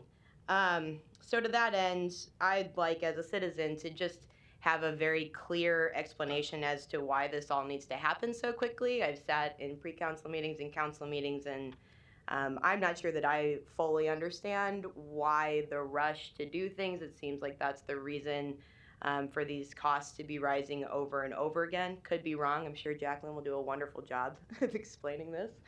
And I think other folks would appreciate that answer too. And I'd also like an answer not only because I believe in what you all are doing and the power that you have and the possibility of using that power to make citizens' lives better, but because I have a daughter. I'm going to show you a cute picture to reward you for staying here all this time. Oh no, it didn't work. Thank you. You'll love it. Oh no, it's me. Good Lord. Like, helped someone with this last week, can't figure it out this week. So that's my daughter. She got her first library card last week, and she's wearing her favorite sparkle jacket, and she's with her best friend, Scamper the prairie dog, who she calls a squirrel and gives kisses to every time we go into the Benson Public Library. And she loves going to the library. We go every week. She checks out books that I really would prefer her not to. Like, she recently became obsessed with a book about naked mole rats, and that's just not what I want to read at night. But I'd love to be able to raise her in a city that values the same things that she values. And this entire process has made me incredibly sad and a little bit worried about if we'll be able to raise her in that city that likes and supports the things that she likes so far. But who knows? Maybe she'll get into an insurance job. But I appreciate your time, and thanks for being here. Thank you. Other opponents to number 49? Seeing none, public hearings closed. Ms. Johnson, you're recognized. Thank you, Mr. President. Oh, thank you, Jackie. I just want to bring our attention back to this resolution. It is an amendment to the agreement with Cox Contracting Company in the amount of $392,897.20. I also would like to bring this to my colleagues' attention that the current location of the library that we're talking about is in my district.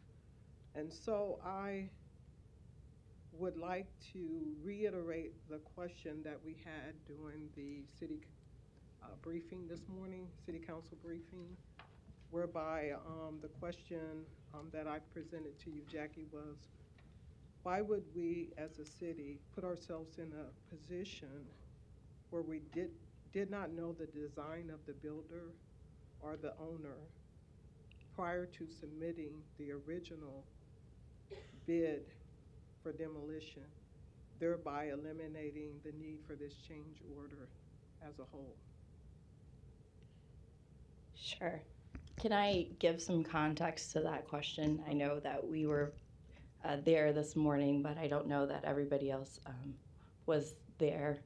So this is a change order that has come. It is not an increase that Cox requested from the original RFP. It is a request or change order that the city asked of Cox to do additional work. And so this is for additional work. At the time that the RFP went out, and I just checked the date, it looks like we sent it out in April, which means we were going to be would have been doing the work and putting it together in March to send it out in April. We did not know what the design was going to be of the building that's going up. So I'm catching up on where we are. One of the reasons we had to put out the RFP without knowing the full scope is to be able to secure a contractor. And so we knew that this work would happen in October of this year with the goal of getting the building down by December 31st. And so we had to move on an RFP to be able to secure someone to do the work at that time. So that was the reason for which we had to move on an RFP in order to secure someone to meet the deadline, or at least to work on our time frame of December 31st. Thank you.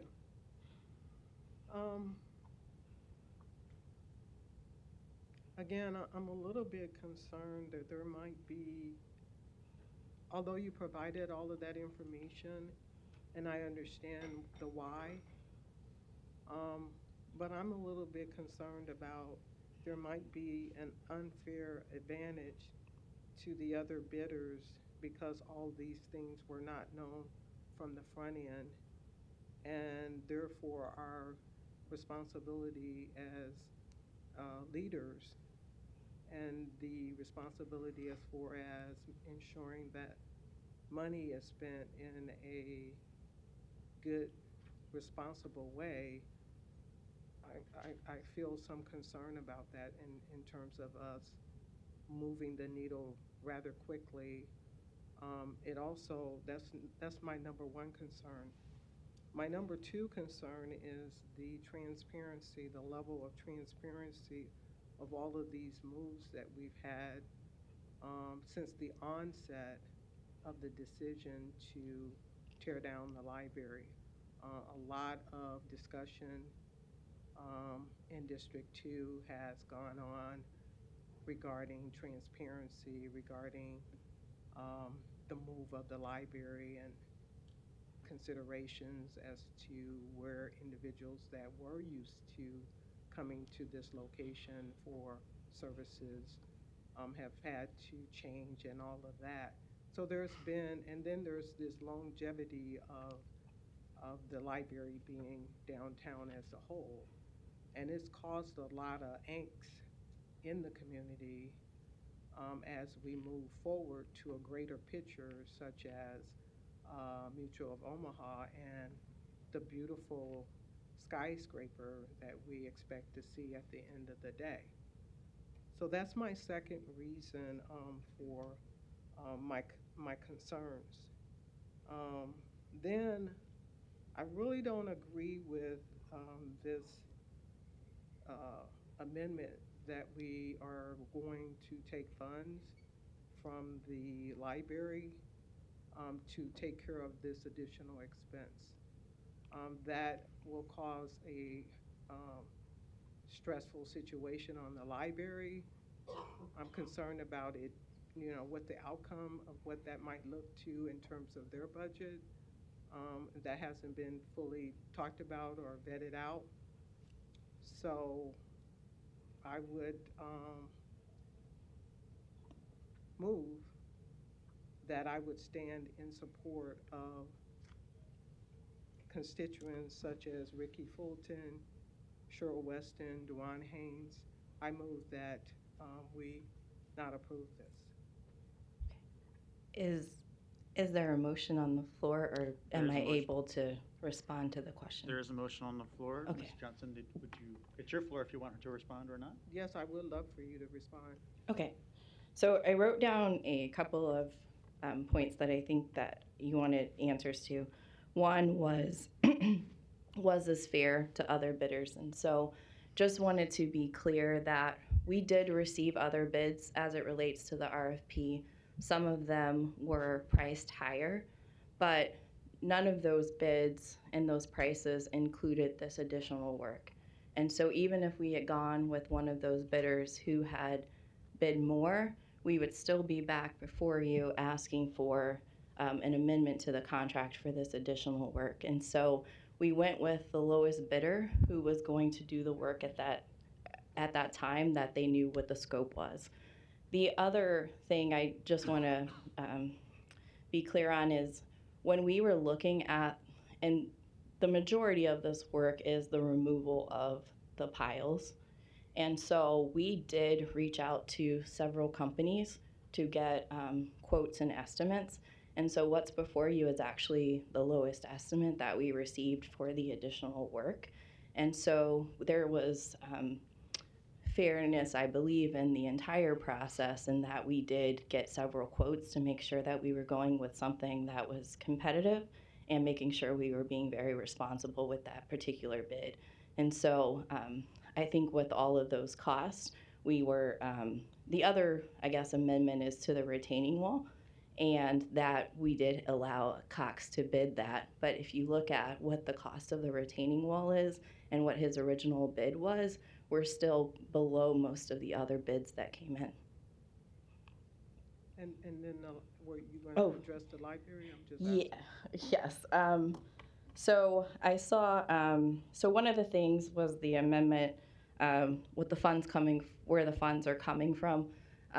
I know this was brought up, and just in full transparency, I was the one who made the mistake of putting the general fund down. It was never the general fund.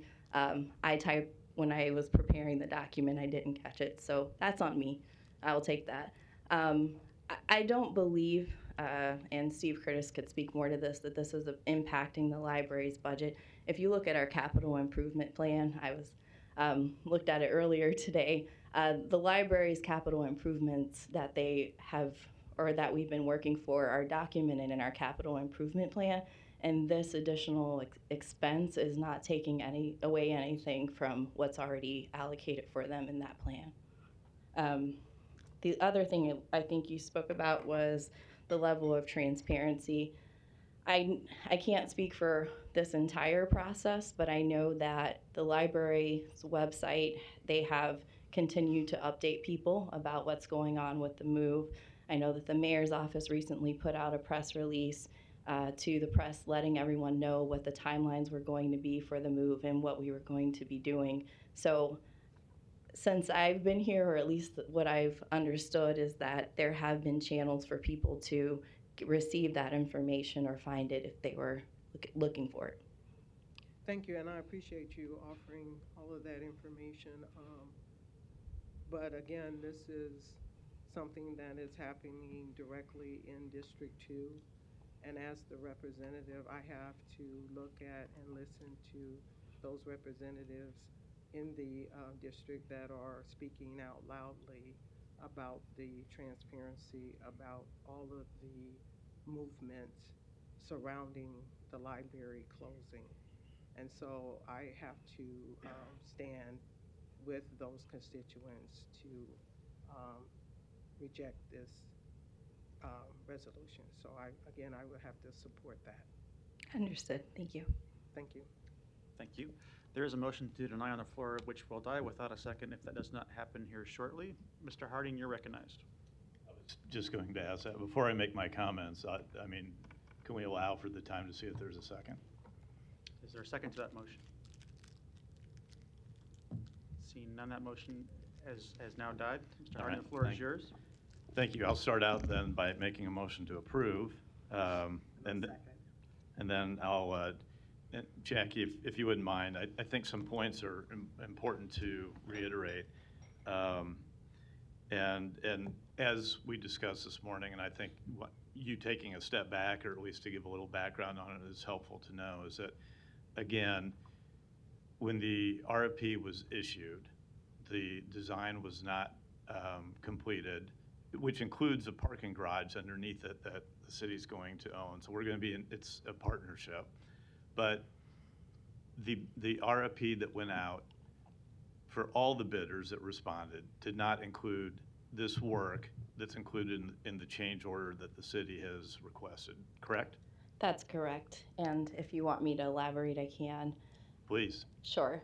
So when the initial RFP went out, we were not aware of what the complete demolition would be needed. And so what I mean by that is there are approximately, and we don't know the exact number, but between 320 to 370 pilings located under that library. And what that is, my understanding, there's still tubes that are filled with concrete and they provide a type of foundation. When the RFP went out, we did not know, out of the over 300 that we had, how many would need to come up to fit the new design that would be coming. Once we were aware, or the designers were far enough along in the design of the new building, they then came back to us and let us know which of those 300 plus would need to come out. We settled on approximately 75, and the amendment before you has some wiggle room for about an additional 10. And the reason for which we needed that wiggle room is we have some of the drawings from when the library was first built, but we're not certain if those drawings that we have, the design fits what the as-built is. And so it's possible that some may be a little bit over to the left or over to the right, or not as deep. And so this is our best estimate based on the design that we have from over 50 years, I believe it's over 50 years ago, but then also with the current design plans we have for the building. Well, we don't personally have it, but what we've been informed for the new building that will go up. Okay. And then one thing I'll say, I'd prefer the term contingency fund rather than wiggle room, but sure. That's fine. But I also want to say that, and I'm glad you brought the point up about how many of the pilings are in there now, because if we had to remove every single one of them, and the city has actually, in the past, we have banked, if you will, land for potential to suit our, so that we could go out and potentially go after businesses to relocate and have a shovel-ready site. If we were in that situation today, we would have to remove all of those. So by working with the potential, for the developer and then the potential user of that, and again with our city personnel for the garage, I think we're actually going to end up saving money in the long run. But also, I wanted to tie that back to the original RFP, and that whatever additional work that's included in this change order would have been added onto any other bidder in the initial, I'll call it the initial round, or the initial response. so that we're not, we're not awarding to Cox after the fact that others had bid on, so that it got over what others' initial bids were, because it didn't include that work for any of them, correct? That's correct. Okay. Then I wanted to talk a little bit about the budget. So really, and this does not affect the library's budget in any way. No. Right. So, and then the account then, if you will, or the holding fund, which is the library facilities capital fund, really is kind of a holding place or a holding fund, which will eventually be, and maybe Mr. Curtis can weigh in on this, but then with the sale of the bonds, that's how that gets replenished, I believe. I think Mr. Curtis has some thoughts on that. Steve Curtis, City Finance. Two things about the costs of these various library items that are being considered. One is, you are correct that the Library Facilities Capital Organization is just a holding account. Those funds will actually be reimbursed by redevelopment bonds. So it has nothing to do with the library's actual operating budget. Also, we've let any of the library staff know that to the extent they experience anything in 2022, or for that matter in 23, that's outside of what we expected when we did their budget, we'll work hard within the city's budget to figure out how to not hold them accountable for those expenses. And then, Mr. Curtis, as long as you're there, what was the initial anticipated bid or anticipated price for this work? I think we're still, even with this change order, we're still well underneath what the original engineer's estimate was to be for this for the demolition. That's correct. We had ballparked $3 to $5 million for this, based on our work at the civic site and some inflation. And the initial bid of $600,000 and change was quite a bit less than anything we had anticipated. And then with this, even with this additional work and the change order, we're still basically a little under $1 million with quick math, but still, again, we're well underneath what the initial engineer's estimate was. That's correct. Okay. Thank you. Thanks, Jackie. Thank you. Thank you. Ms. Melton, you're recognized. Thank you. And I just want to also note, it was on page 14 of the attachment to 54, the original document from that was signed in June by the mayor. It states that it comes out of the library facilities capital fund, which we know will be reimbursed with the redevelopment bonds that'll be sold to pay for the project. So that wasn't changed. That's how the original one was out of there. But I understand. Thank you for. We all make mistakes, especially when you're typing, and it's just the general fund. So you're allowed to make a mistake every now and then. And I also note on there, 1, 2, 3, 4, 5 of the bids. In fact, the highest bid was $2.4 million for the original work that Cox came in at $678,000 for. So I think there was a comment made that this is now more than all of the other bids, which actually it's not. There was only one other bid that was at $892, but that was just for the original work. All of those other bidders would still charge us additional work or additional money for the additional work. And in fact, they were so much higher, my guess would be they would have charged us a lot more for the additional work as well. I mean, that would just be the logical thing. The other thing, and correct me if I'm wrong, or if I see Ms. Taylor back there, we actually have a contract that we've already entered into with Mutual, and we are to give them the land, and it has to be really kind of what's called a clean slate. So we're required to actually remove these pilings that need to be removed as part of the contract. You want to speak? Jennifer, do you want to, sorry, maybe I should ask you this question. Sure. Jennifer Taylor, City Law Department. We do have an obligation in the existing redevelopment agreement with Mutual of Omaha to deliver the site. Actually, it requires us to deliver the site as a whole. We're not required to backfill it, but we are required to at least leave the hole in a specific condition that enables them to build their project. So I know just a minute ago there was an attempt to deny this, if we were to deny this work, so if we deny this change order, we still have to complete the work. If we don't complete the work, we'd be in violation of the agreement. So then they would probably do the work themselves, have to rebid it, and then they'd charge the city. And not only will we get charged for that work, probably legal fees and penalties as well for violating the agreement. I mean, we're lawyers. When you violate the contract, I mean, they're not just going to say, oh, okay. I mean, we've already have an agreement and we're required to do the work. So whether we like it or not, or whether we like how it's happened, we're already in that agreement. And that's correct. And I would suggest there's one other issue is that there's an additional amount of time that goes along with removing these pilings. We are still able to meet the December 31st deadline with the contract from Cox and the additional pile removals. If we were to reject this contract today, we would not have the ability to meet that December 31st deadline. And so, you know, not only would we be opening ourselves up to the things that you suggested, but at that point, Mutual could suggest that we are in anticipatory breach of that contract and take action today. And that's, so I believe, regardless of what anybody's opinion is, we actually have a responsibility as a city council to fulfill an agreement that we've already voted on, that we already passed. We now have actually an obligation to fulfill that agreement. It is the discretion of the council, but there are consequences to any decision made here. And those consequences, I'm going to guess, would be a heck of a lot more expensive than this $380,000. Very possibly so. Thank you very much. I appreciate it. Thank you. Mr. Bagley, you're recognized.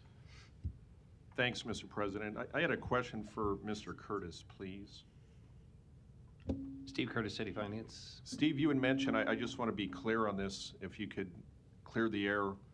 The funds are funds being shifted from the demolition? That's not being shifted away from when Erin mentioned earlier, she takes her daughter to the Benson Library, or if people in my district go to Willa Cather or elsewhere. Are people going to see the library's hours change or the number of employees changed because of this? No. Okay, thank you. Jackie, we talked this morning, you went through a lot of information, and for somebody that doesn't bat 1,000 either, you're forgiven for your error. Thank you.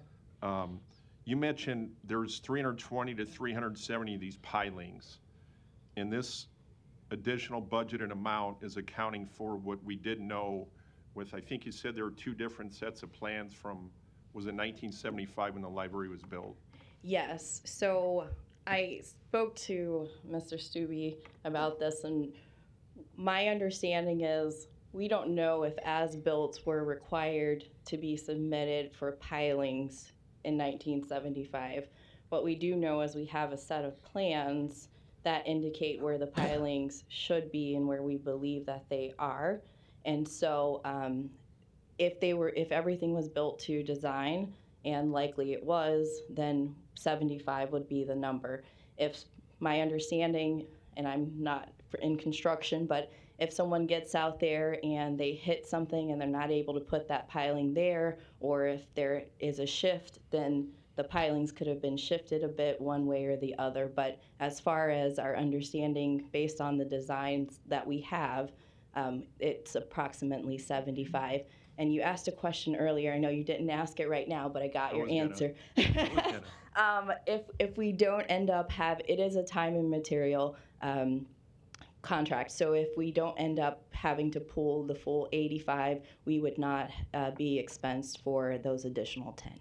Okay, so if you didn't have those additional 10, potentially you would have to come back for the council later for the additional 10. So if I understood you correctly this morning, and I think I did, the additional 10 is built into this bid of the 300, and I'm making put my glasses on here, 392,897.20, correct? That's correct. It is built in as a contingency.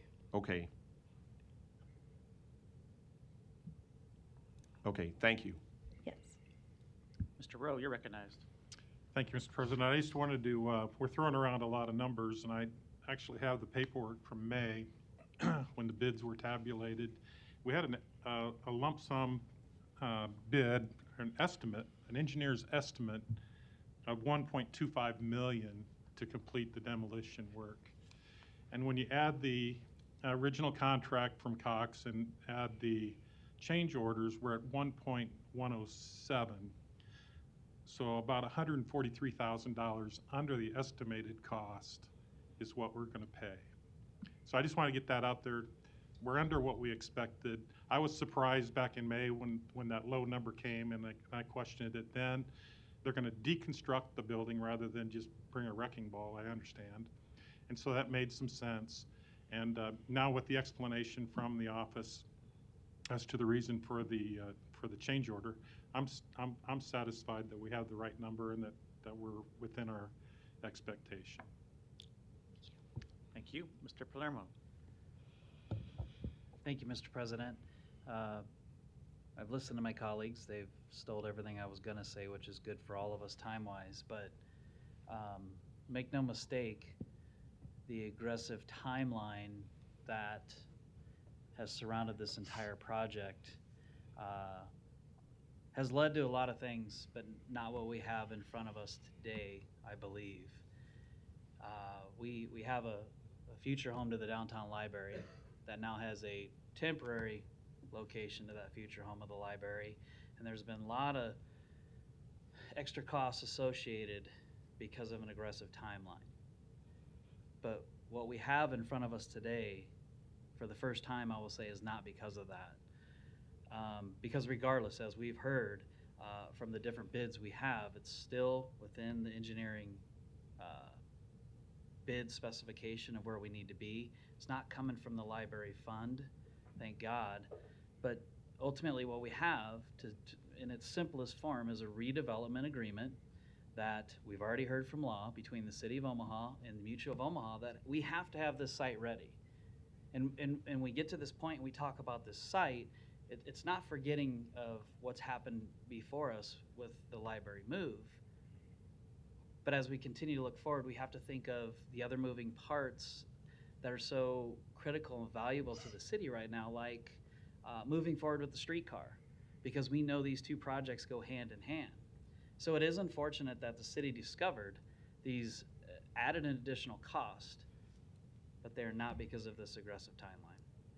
And I will stick by that. I do worry, and I brought it up in pre-council, that I worry there'll be more of this. But again, it will be from getting this site ready, which we have an agreement to, which we've already heard could possibly, on the legal end of it, cost us more than just getting this site ready, and we certainly don't want that. So this is outside the original scope of the work. I appreciate your work on this, being thrown into this like you had. I'm sure if who you replaced were here, they would have got a lot more questions, but the answers would have been the same. We have to get to this point. Here's what we have to deliver, and I'll be supporting this today. Thank you. Thank you. There's no further lights. There's a motion and a second to approve. Roll call. Palermo. Yes. Rowe. Yes. Bagley. Harding. Yes. Johnson. No. Melton. Yes. Mr. President. Yes. Motion passed 6-1. Item 50, an ordinance to acquire private property for the construction of the Copper Creek Interceptor Sewer Repair Project. Public hearing on number 50 is today. Proponents, please. Seeing none, any opponents? Public hearing's closed. Item 51, an ordinance to acquire private property for the 6th and Leavenworth Grit Facility Improvements Project. Public hearing on number 51 is today. Proponents, please. Seeing none, any opponents? Public hearing's closed. Item 52, an ordinance authorizing the issuance of purchase orders to Ready Mixed Concrete Company and Platte River Concrete Company for the purchase of concrete. Public hearing on number 52 is today. Proponents, please. Seeing none, any opponents? Public hearing's closed. Item 53, an ordinance authorizing the issuance of a purchase order to DPC Industries, Inc. in the amount of $51,954 for the purchase of sodium hydroxide bulk shipments to be utilized by the Papillion Creek Water Resource Recovery Facility. Public hearing on number 53 is today. Proponents, please. Seeing none, any opponents? Public hearing is closed. Item 54, an ordinance to acquire additional vacant and improved properties located in the Builders District as listed on the agenda.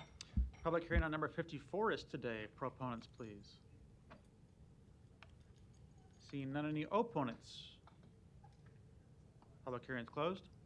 Non-action items, items 55 through 84, do not require public hearing or city council consideration at this meeting, but will be placed on a future agenda for public hearing and your vote. The reason for non-action is noted after the item on the agenda, as well as the date the item is expected to appear on agenda for consideration. Motion to adjourn. Second, roll call. Palermo. Yes. Rowe. Bagley. Harding. Johnson. Melton. Mr. President. Yes. Motion passed 7-0. Meeting is adjourned at 4:10.